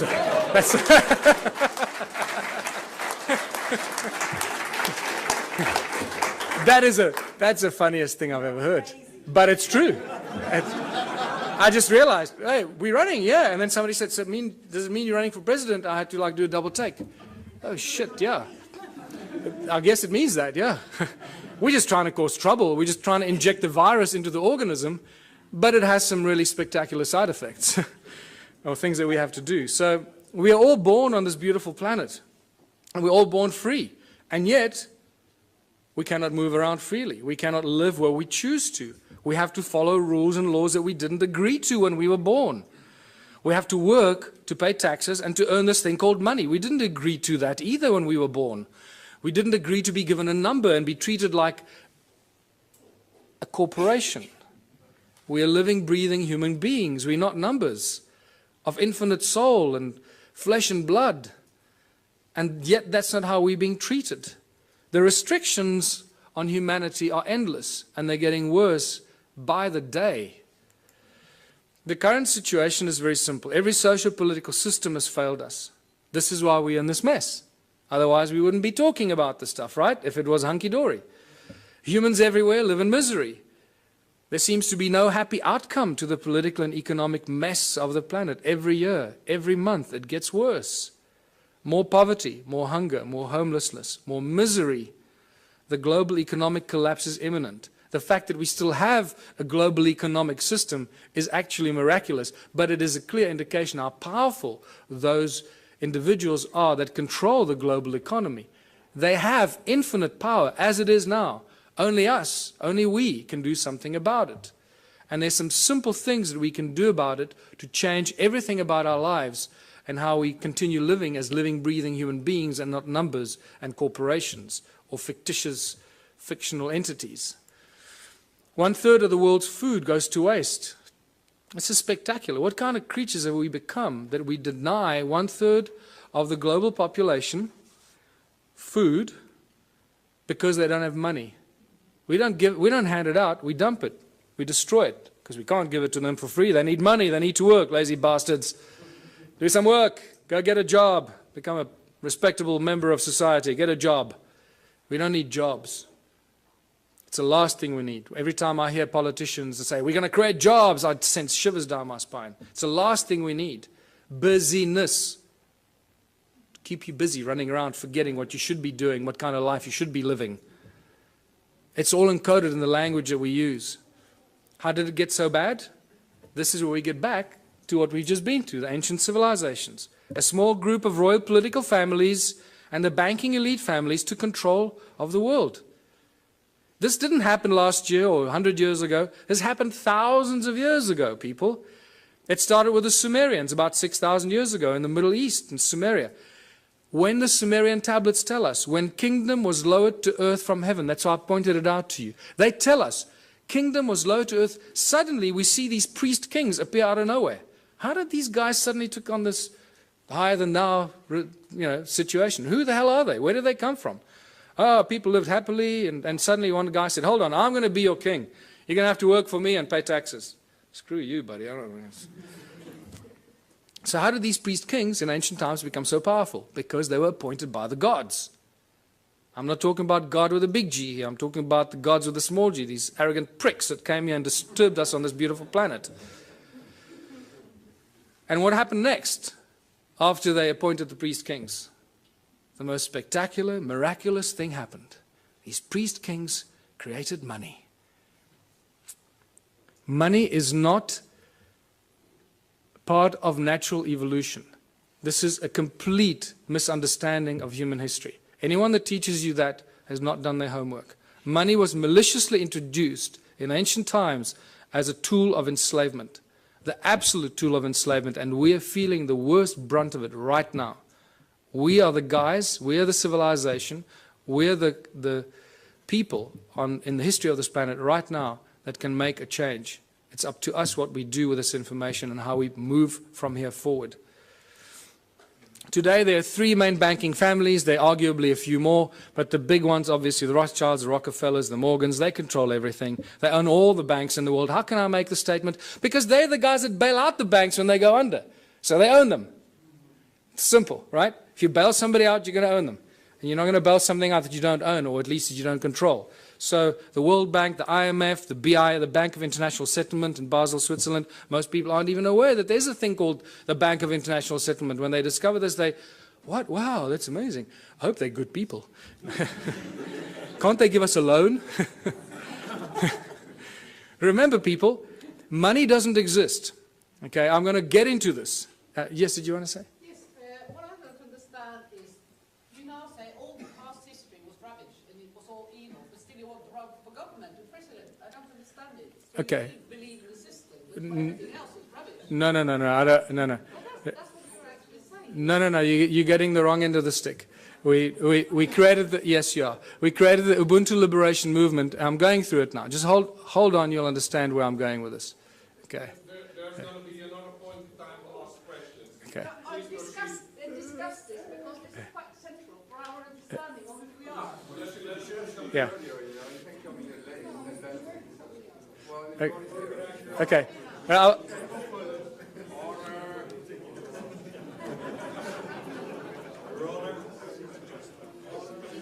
don't worry, you'll get it. You'll get it by the time we finish here. I'm sure you will. The banking families own the world. It's simple as that. If you don't believe that, then you also haven't done your homework. So all the discussions we've been having, and I've been going into many of these discussions, money keeps coming up all the time. But remember, money doesn't exist. Money is just empty promises. There is no thing as money. In fact, for those of you that know, I've been actively involved in legal cases in South Africa against the banks. Not just the banks, against the central bank, the South African Reserve Bank, the Minister of Finance as well. I've even opened up a constitutional court case against the banks, the Minister of Finance and the Reserve Bank, which had an interesting ending. If we have time, we can talk about that. But it doesn't stop. 2 years ago, myself and a small group of other people, mostly Scott Kundell, started asking the banks certain questions. And we couldn't get answers out of them. And then we started doing research and realizing how it all works. And for the fractional reserve system, you all know that, or you should know that. And the fact that money doesn't exist. In fact, in the South African Bank Act, to my horror of horrors, and I was in court, and I was doing research to stand up and defend myself, because the only way we can do this is when you stand up in court and defend yourself. So we didn't use lawyers. I went there and I stood and defended myself against the most, highest paid lawyers money can buy. And not just one of them. I was alone in the court against a judge that you have to call my lord and bow down when you walk into the court, my lord. And you start realizing the cabal, ritualistic club that these people belong to. It's spectacular. They wear black robes. And you go there and call it my lord, my lord. I thought I was going to cause trouble at first, but then I bit my tongue and I didn't do that. But what I found is that in the Bank Act in South Africa, and I'm sure the same goes for the rest of the world, there is no definition for the word money. There is, however, a definition for bills of exchange, promissory notes, and negotiable instruments. And I realized the banks don't work with money. The banks work with promissory notes, bills of exchange, and negotiable instrument. And those are called liquid because they have value. They are the liquid, valuable instruments, negotiable instruments, that banks work with behind the scenes. And this becomes really exciting and interesting. So we started realizing we could create promissory notes and bills of exchange and liquid negotiable instruments as soon as they have our signature on it. And we started doing some of this, just causing trouble. Anyway, it didn't get us very far because the judges didn't understand this at all. They thought we were just causing trouble with the courts. But nevertheless, what we managed to do in the 3 Supreme Court cases that I defended myself against these banksters, we managed to get very important things out of the lawyers or the bankers. They admitted to everything we accused them of. We accuse them of breaking the contract law because they don't have what they pretend to loan. They don't have the money. Remember, in contract law, you can't lend something that you do not possess. So that was one of our arguments. So we said, well, the banks aren't actually banks because they don't own any money.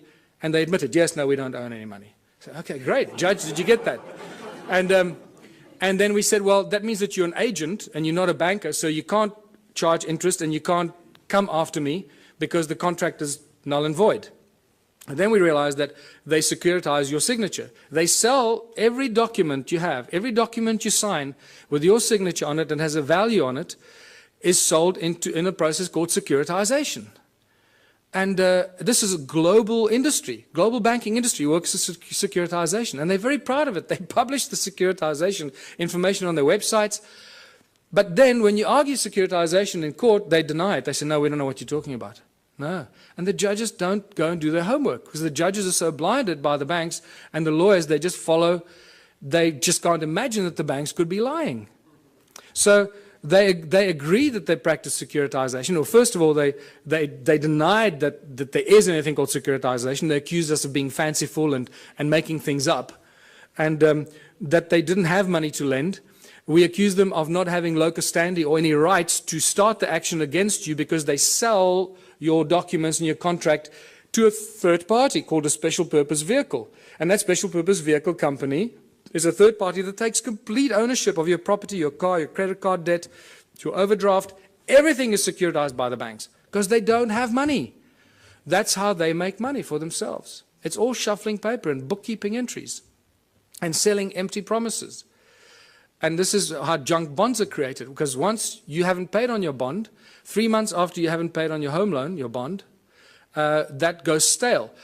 What the SPV does, they then claim insurance on it and they file it. So the SPV gets paid, the bank has been paid the moment they sell your signature to them. Everyone's been paid, but you keep paying for your home loan for the next 30 years. The moment you stop paying, the bank comes after you, says you owe us money. There's a contract, my lord. See, he signed a contract, he owes us money. And the judge doesn't for 1 second say, well, hold on, let's look at the validity of this contract. Do you have rights to this contract? Who owns the property? So this has now been exposed. We are this close in South Africa. Myself and Scott Kundle from New Economics Rights Alliance, we're this close from bringing down the banks. Yes. This close. Yes. So,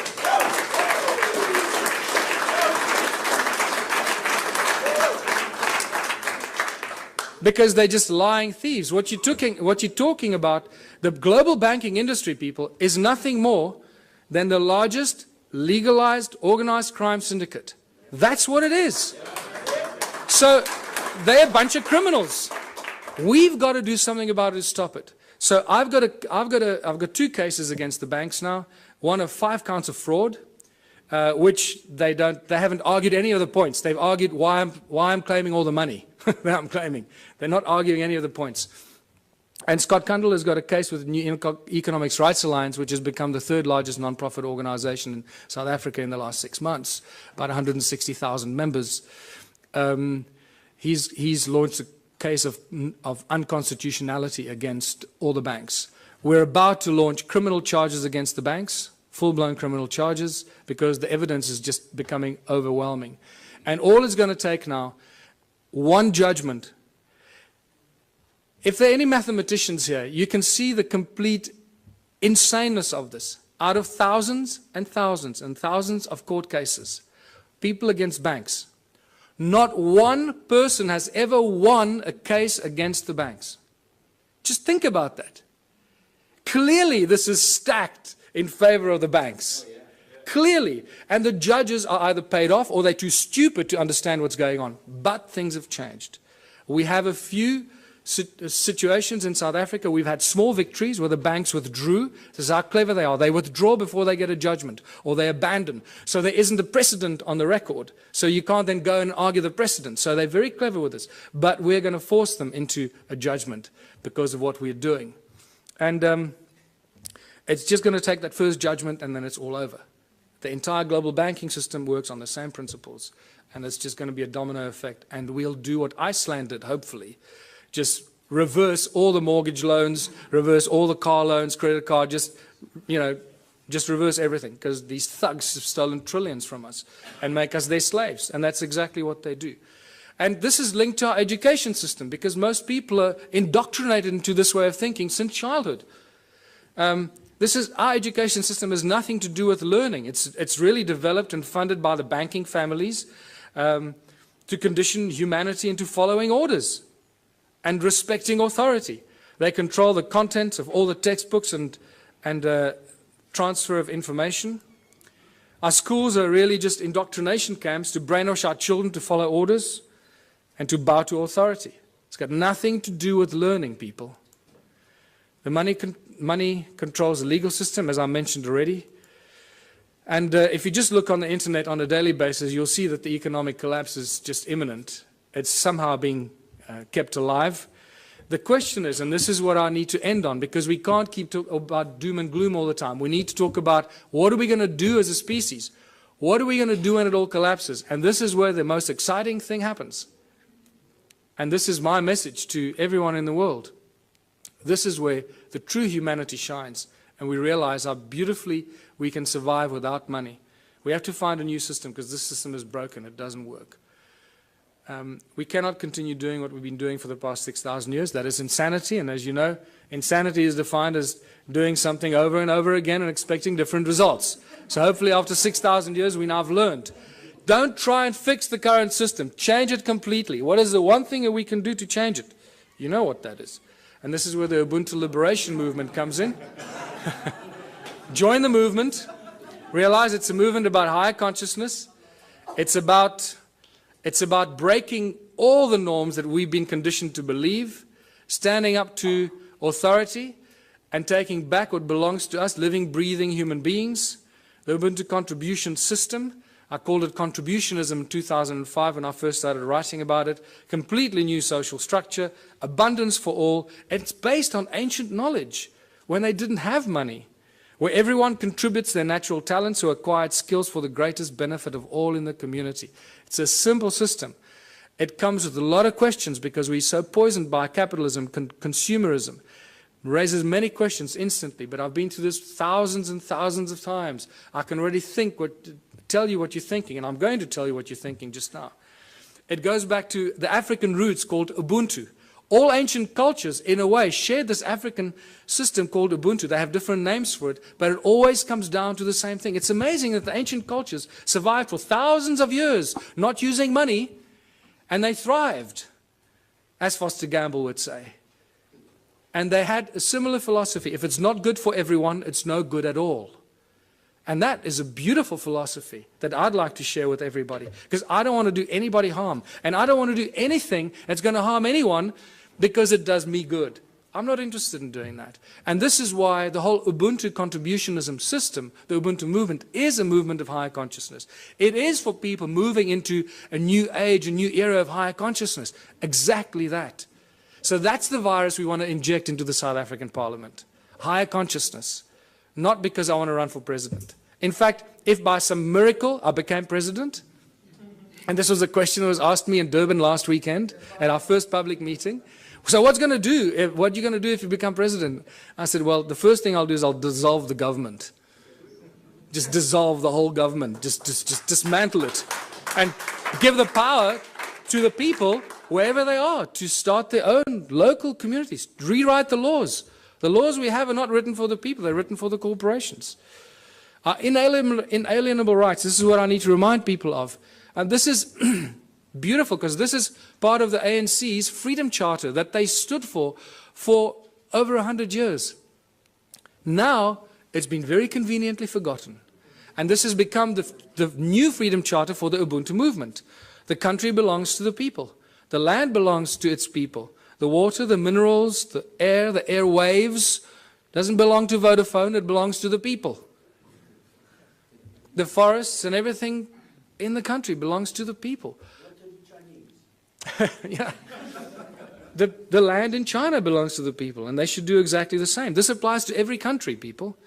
It does not belong to the government or any large corporation that has laid claim to it. And when you read this statement, you realize that we've appointed our leaders to be our servants, but they're not serving us. We appointed them to do the best for us, not for them. So whatever we want and we need as a people, they should be doing for us. Is that happening? No. The opposite is happening. So what has happened here? The government is not serving the people. The only conclusion we can reach is that they're serving themselves and the corporation that fund them. They've turned the people into their slaves. The government and large corporations have stolen the country from its people. It's as simple as that. We've become the slaves, and unless we do something about it, it stops. How do we know this? In South Africa, I don't know about these countries. I believe the European countries, how it works now. I haven't done that research because I'm focusing there. The government of South Africa and the Republic of South Africa are both registered as two separate corporations on the US Securities Exchange. So they're corporations that trade us as commodities. Every week, new laws are passed. In every country, I guess. In South Africa, it's published in the government gazette. Nobody knows where to get it, how to read it, what it means, but they publish it in the government gazette and they get away with it. You see, it was published. You didn't object, so now it's a new law. That's how they get away with it. But every week, they publish new laws that we don't understand and we don't want. Our laws protect the corporations. They do not serve the people. Corporations have more rights than living, breathing human beings. I've witnessed this in my own presence in court on 3 occasions. And the fun gets better every day. Because, you know, for those of you that have been following some of what I've been doing, 2 weeks ago, our legal advisor, Raymond Dix, was attacked in his house by 10 armed men, tied up and held at gunpoint for 3.5 hours while they ransacked his office, his home office. They made it look like a robbery, but when they left and very carefully removed his computer, his hard drive, his backup hard drive, and his secondary hidden backup hard drive, which they knew exactly where it was, they left with only 2 other things. The legal files pertaining to my actions against the courts, the banks, and Scott Kundal's files, the New Economics Rights Alliance, the Ubuntu movement, my movement, and New Economics Rights Alliance. Those are the only files, legal files that disappeared. So it's very clear what's going on here. The banks hit us where it hurts most, that our nerve center removed all our research, documentation, and files, but we had backups elsewhere.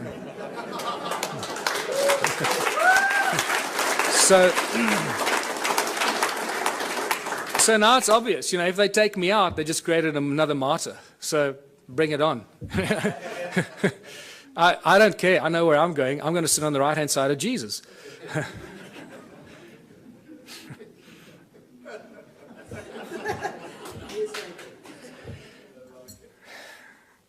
We need a whole new legal system written for the people, by the people, not by the corporations and the governments that want to schneid the people into the ground. Everything in South Africa and in other countries belongs to the people. Eskom, for example, is the electricity supply giant. It supplies most of Africa with electricity.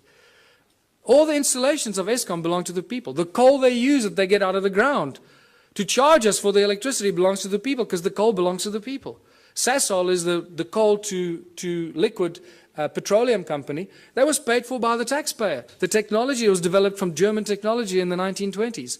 That was paid for by the South African taxpayer, all the early installations for Sasol. So all the fuel that we should be driving on in South Africa, we should have virtually for free because all the components belong to the people. The railways run every day, but they don't transport people. They transport coal and wood. Everything for the corporations, nothing for the people. You can't catch a train anywhere in South Africa. And so it goes. The forestry, the minerals. Forestry, between Sappi and Mondi in South Africa, they own more than 1 million hectares of land that they somehow managed to take possession of. Who gave it to them? The people didn't agree to give it to them, but it belongs to them. So you can see how this theft of the land and all the inalienable rights of the people of the land have been stolen and given to corporations. So the government and the large corporations have stolen the country from its people. It's obvious. What do the people need? This is where we start seeing the beautiful side and how simple things can be. What do we need? We need food, water, love, friendship, homes, tables, chairs, knives, forks, gardens, clothes, technology, healthcare, arts and culture. We need everything that each and every one of you can imagine and beyond. We need everything, and we should have all of it because there should be no hurdles to achieving this and having that, right? We do not need money. Did you see money anywhere in that list? No, we don't need money. Money gets in the way. Money is the obstacle, is the hurdle to all progress. Money does nothing. People do everything. People plow the lands, grow the food, build the bridges, build the rockets, solve the mathematical equations, create the technology. People do everything. Money does nothing. Money is just the obstacle to all this incredible progress. People create the arts and the culture. Money does nothing. The origins of money goes back to Sumeria once again. These Sumerians, the first forms of money were really little clay tablets. They were tokens of exchange. And then eventually they started minting them, as you know. So for millennia, great minds have stood up against the abuse of humanity through money. It's not something new. Julius Caesar stood up against the money, the powers of money. It took back from the money changers the power to coin money and minted coins on benefit of all. With this new plentiful supply of money, he established many massive construction projects and built great public works. And we all know what happened to Julius Caesar. St. Thomas Aquinas in 1225 said that the charging of interest is wrong because it applies to double charging, charging for both the money and the use of money. In fact, church law in the Middle Ages forbade the charging of interest on loans and even made it a crime called usury, which we know very well today. And even Jesus in his last year of life, probably the only physical force he ever applied was threw out the money changers out of the temple because they were abusing the people. And this is by far the most cutting statement made in recent times, Thomas Jefferson, because this is what we find ourselves in today. I believe that banking institutions are more dangerous to our liberties than standing armies.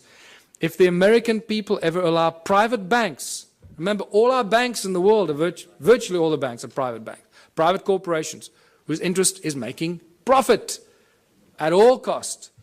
So if the American people ever allow private banks to control the issue of their currency, first by inflation, then by deflation, the banks and the corporations that will grow up around the banks will drive the people of all property until their children wake up homeless on the continent their fathers conquered. That's where we are standing today.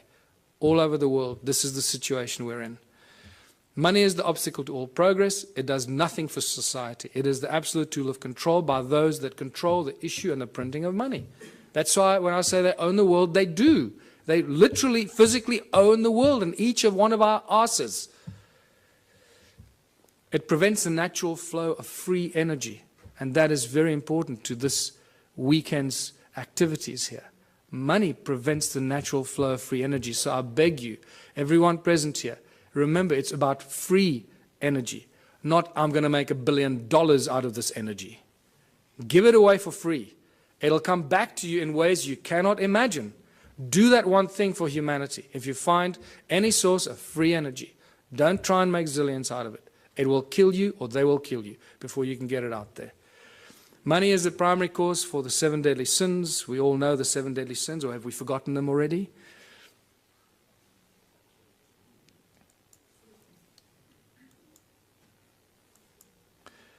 It's not the love of money. Many people ask, oh, it's just the love of money. Money, there's nothing wrong with money, man. It's just a form of exchange.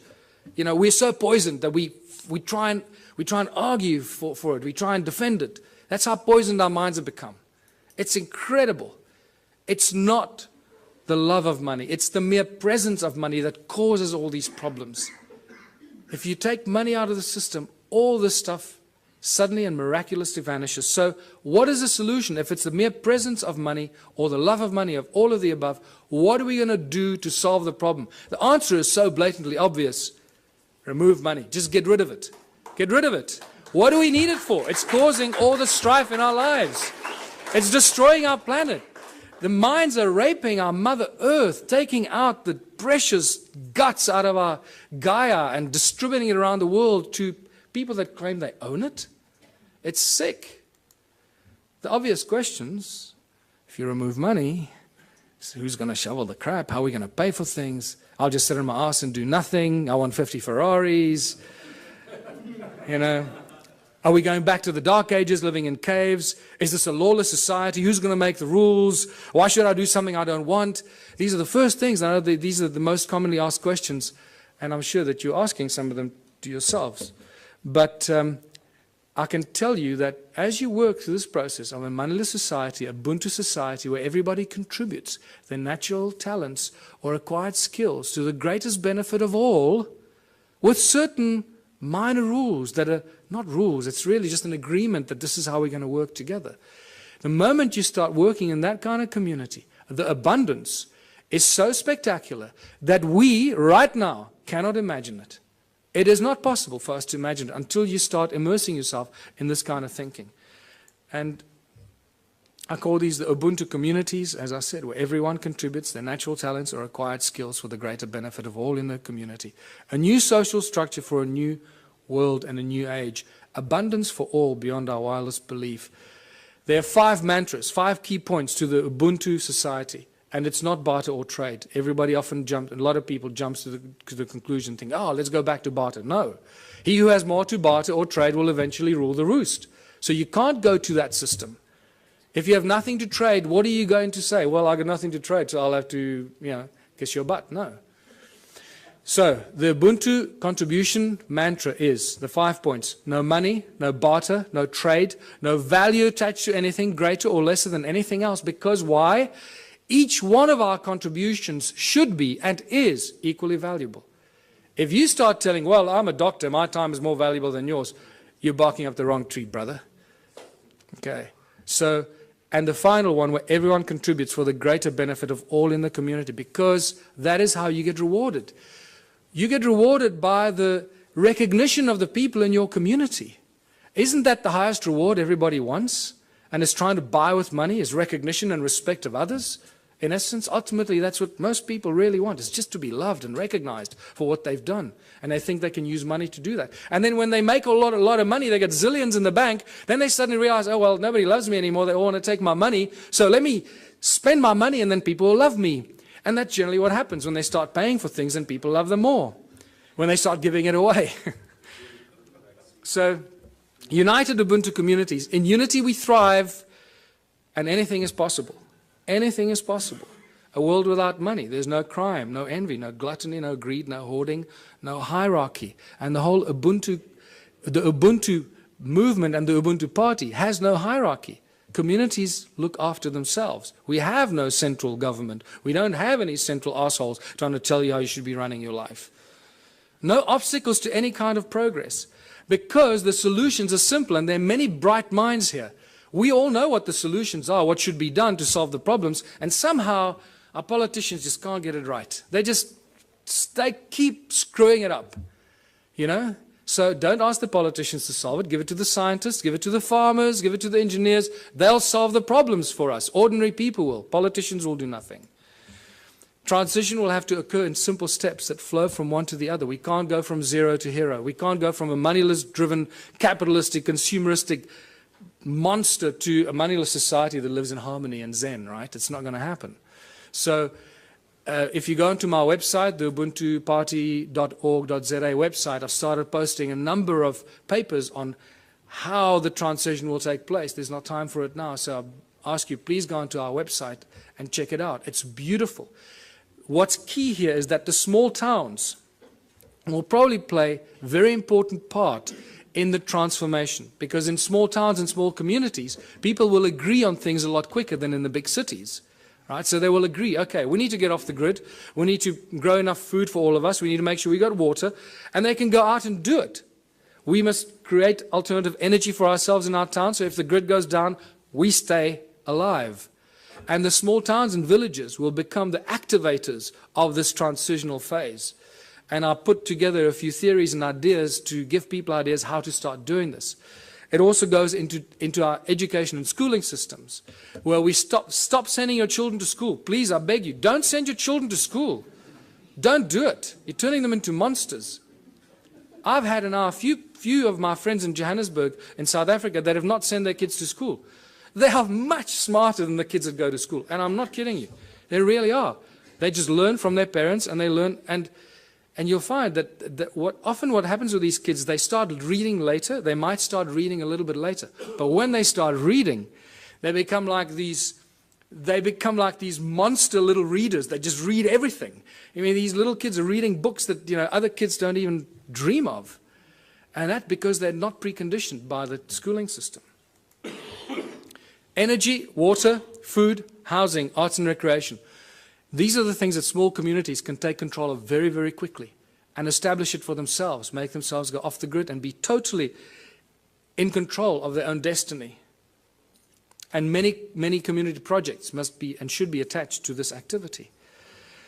Absolute abundance on all levels. Once you start doing this, food, science, culture, community, abundance on all levels. Now I'm going to give you a small example. You've got to use your imagination here because there's not enough time now and we've got to finish off here. So imagine in a little town that I live, we've got a river, we've got a fish farm, we've got a dairy farm, we've got a bakery, we've got a wood factory, a metal factory. The community starts to work in these projects. The whole Ubuntu thing means that, and contribution means that everybody must contribute 3 hours a week towards one of these community projects. That's all you have to do, 3 hours a week. A little town of 1,000 people, it's 3,000 hours a week. No municipality or town council can afford 3,000 hours a week salaries for people to do this work. Can you see how that's dramatically shifted the status quo and the equilibrium? How much we can produce if we just work for 3 hours a week on basic projects. Producing milk, cheese, butter, fish, breeding fish, baking bread, growing vegetables and so forth. So now the community has been doing this for 6 months or a year and they've established abundance on all levels. Where all the people in that community that participate, that's why I called it contributionism, that participate and add their talent and their skills and their time, get everything, not for free, but virtually for free. So cheaply that the rest of the stuff, and also there's a principle where you create 3 times as much as you need for your own community. And I structure everything in the Ubuntu philosophy on the sacred geometry principles, 3366. So you produce 3 times as much as you need for your community. Why? Because there'll be other communities that can't produce what you're doing, so you'll be actually helping them while they're helping you with the things that you can't produce. So, and by the end of that, there's so much abundance because you're doing it 3 times that whatever you don't consume in your own little village or town, what are you going to do with? You're going to make it available on farmers markets and stores in your town for the surrounding communities. The moment you achieved that state, you've created the domino effect. Because what's going to happen to all the neighboring towns? All the people from those towns are going to come buy your bread, your milk, your cheese, your whatever it is you produce. Because it's going to be a fraction of the cost they pay for it in their own town. There's your domino effect. There's your trigger point. So think about it from that perspective. At the outset, it sounds like a huge thing. Wow, how are we going to go from there to a moneyless society? I believe that I've just taken you through a very simplistic example of how small towns and small villages and communities can be the trigger points and the examples that start the domino effect. Once the first town is set up, it's impossible for the surrounding towns to stay alive. They will have to follow the same example. Otherwise, all their businesses will close down. And when they do close down, then they will follow your example. So either they will do it willingly or they'll be forced into it because of stupidity. In the Ubuntu communities, children follow their passion and their dreams. The education system changes completely. There are no classrooms. Children learn real, practical skills. So by the age of 16, they've done everything. They've baked the bread. They've worked in nuclear laboratories. They've built rockets. They've built homes. They've built earth ships. They've planted seedlings and grown fruit. And they'll be so wise by the time you're 16 because you've had all this experience. You'll be smarter than all the professors in the world thrown together today. So,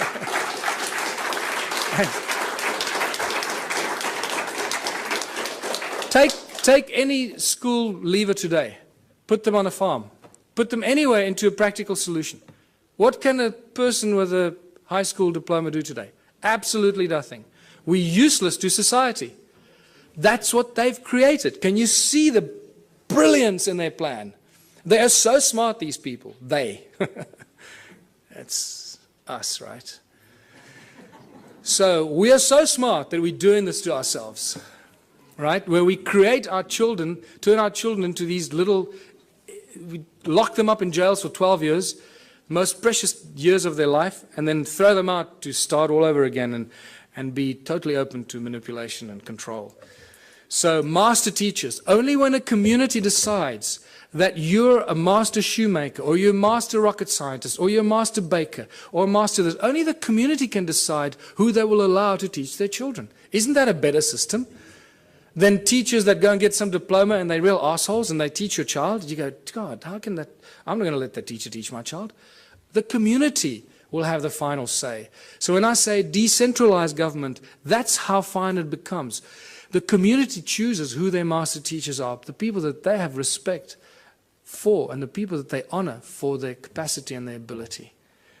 And this is how we grow, how we build Ubuntu communities, because only out of unity comes infinite diversity and abundance. Only out of unity. Anything else is a futile exercise that will bring us back to the same point at some future point in time. So I'm going to end here, because this is the end. Join the Ubuntu Liberation Movement. It's not just a South African entity. We've had various people around the world say to us, can we start the same thing in wherever? Yes. Go online. Start the same thing. Use all the material I've published. Put it out there. Share it with everybody. And become part of this transitional phase. And thank you for listening. I hope I gave you some food for thought.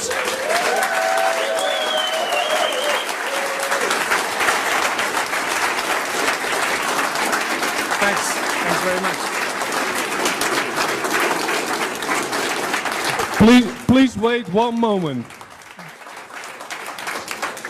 People are coming up to me and asking me, what can we do after the conference? Now, one of the things we can do after the conference, Michael needs exposure, big time. We need a buzz going around. Everybody who has a Facebook page, a Twitter page, you just put one line, Michael Tellinger for president, and this website. People are going to pick it up sooner or later on the internet, and it's going to be recycled, recycled, recycled, recycled. It's safer, we're going to get the word out, and the ball is going to roll. Okay.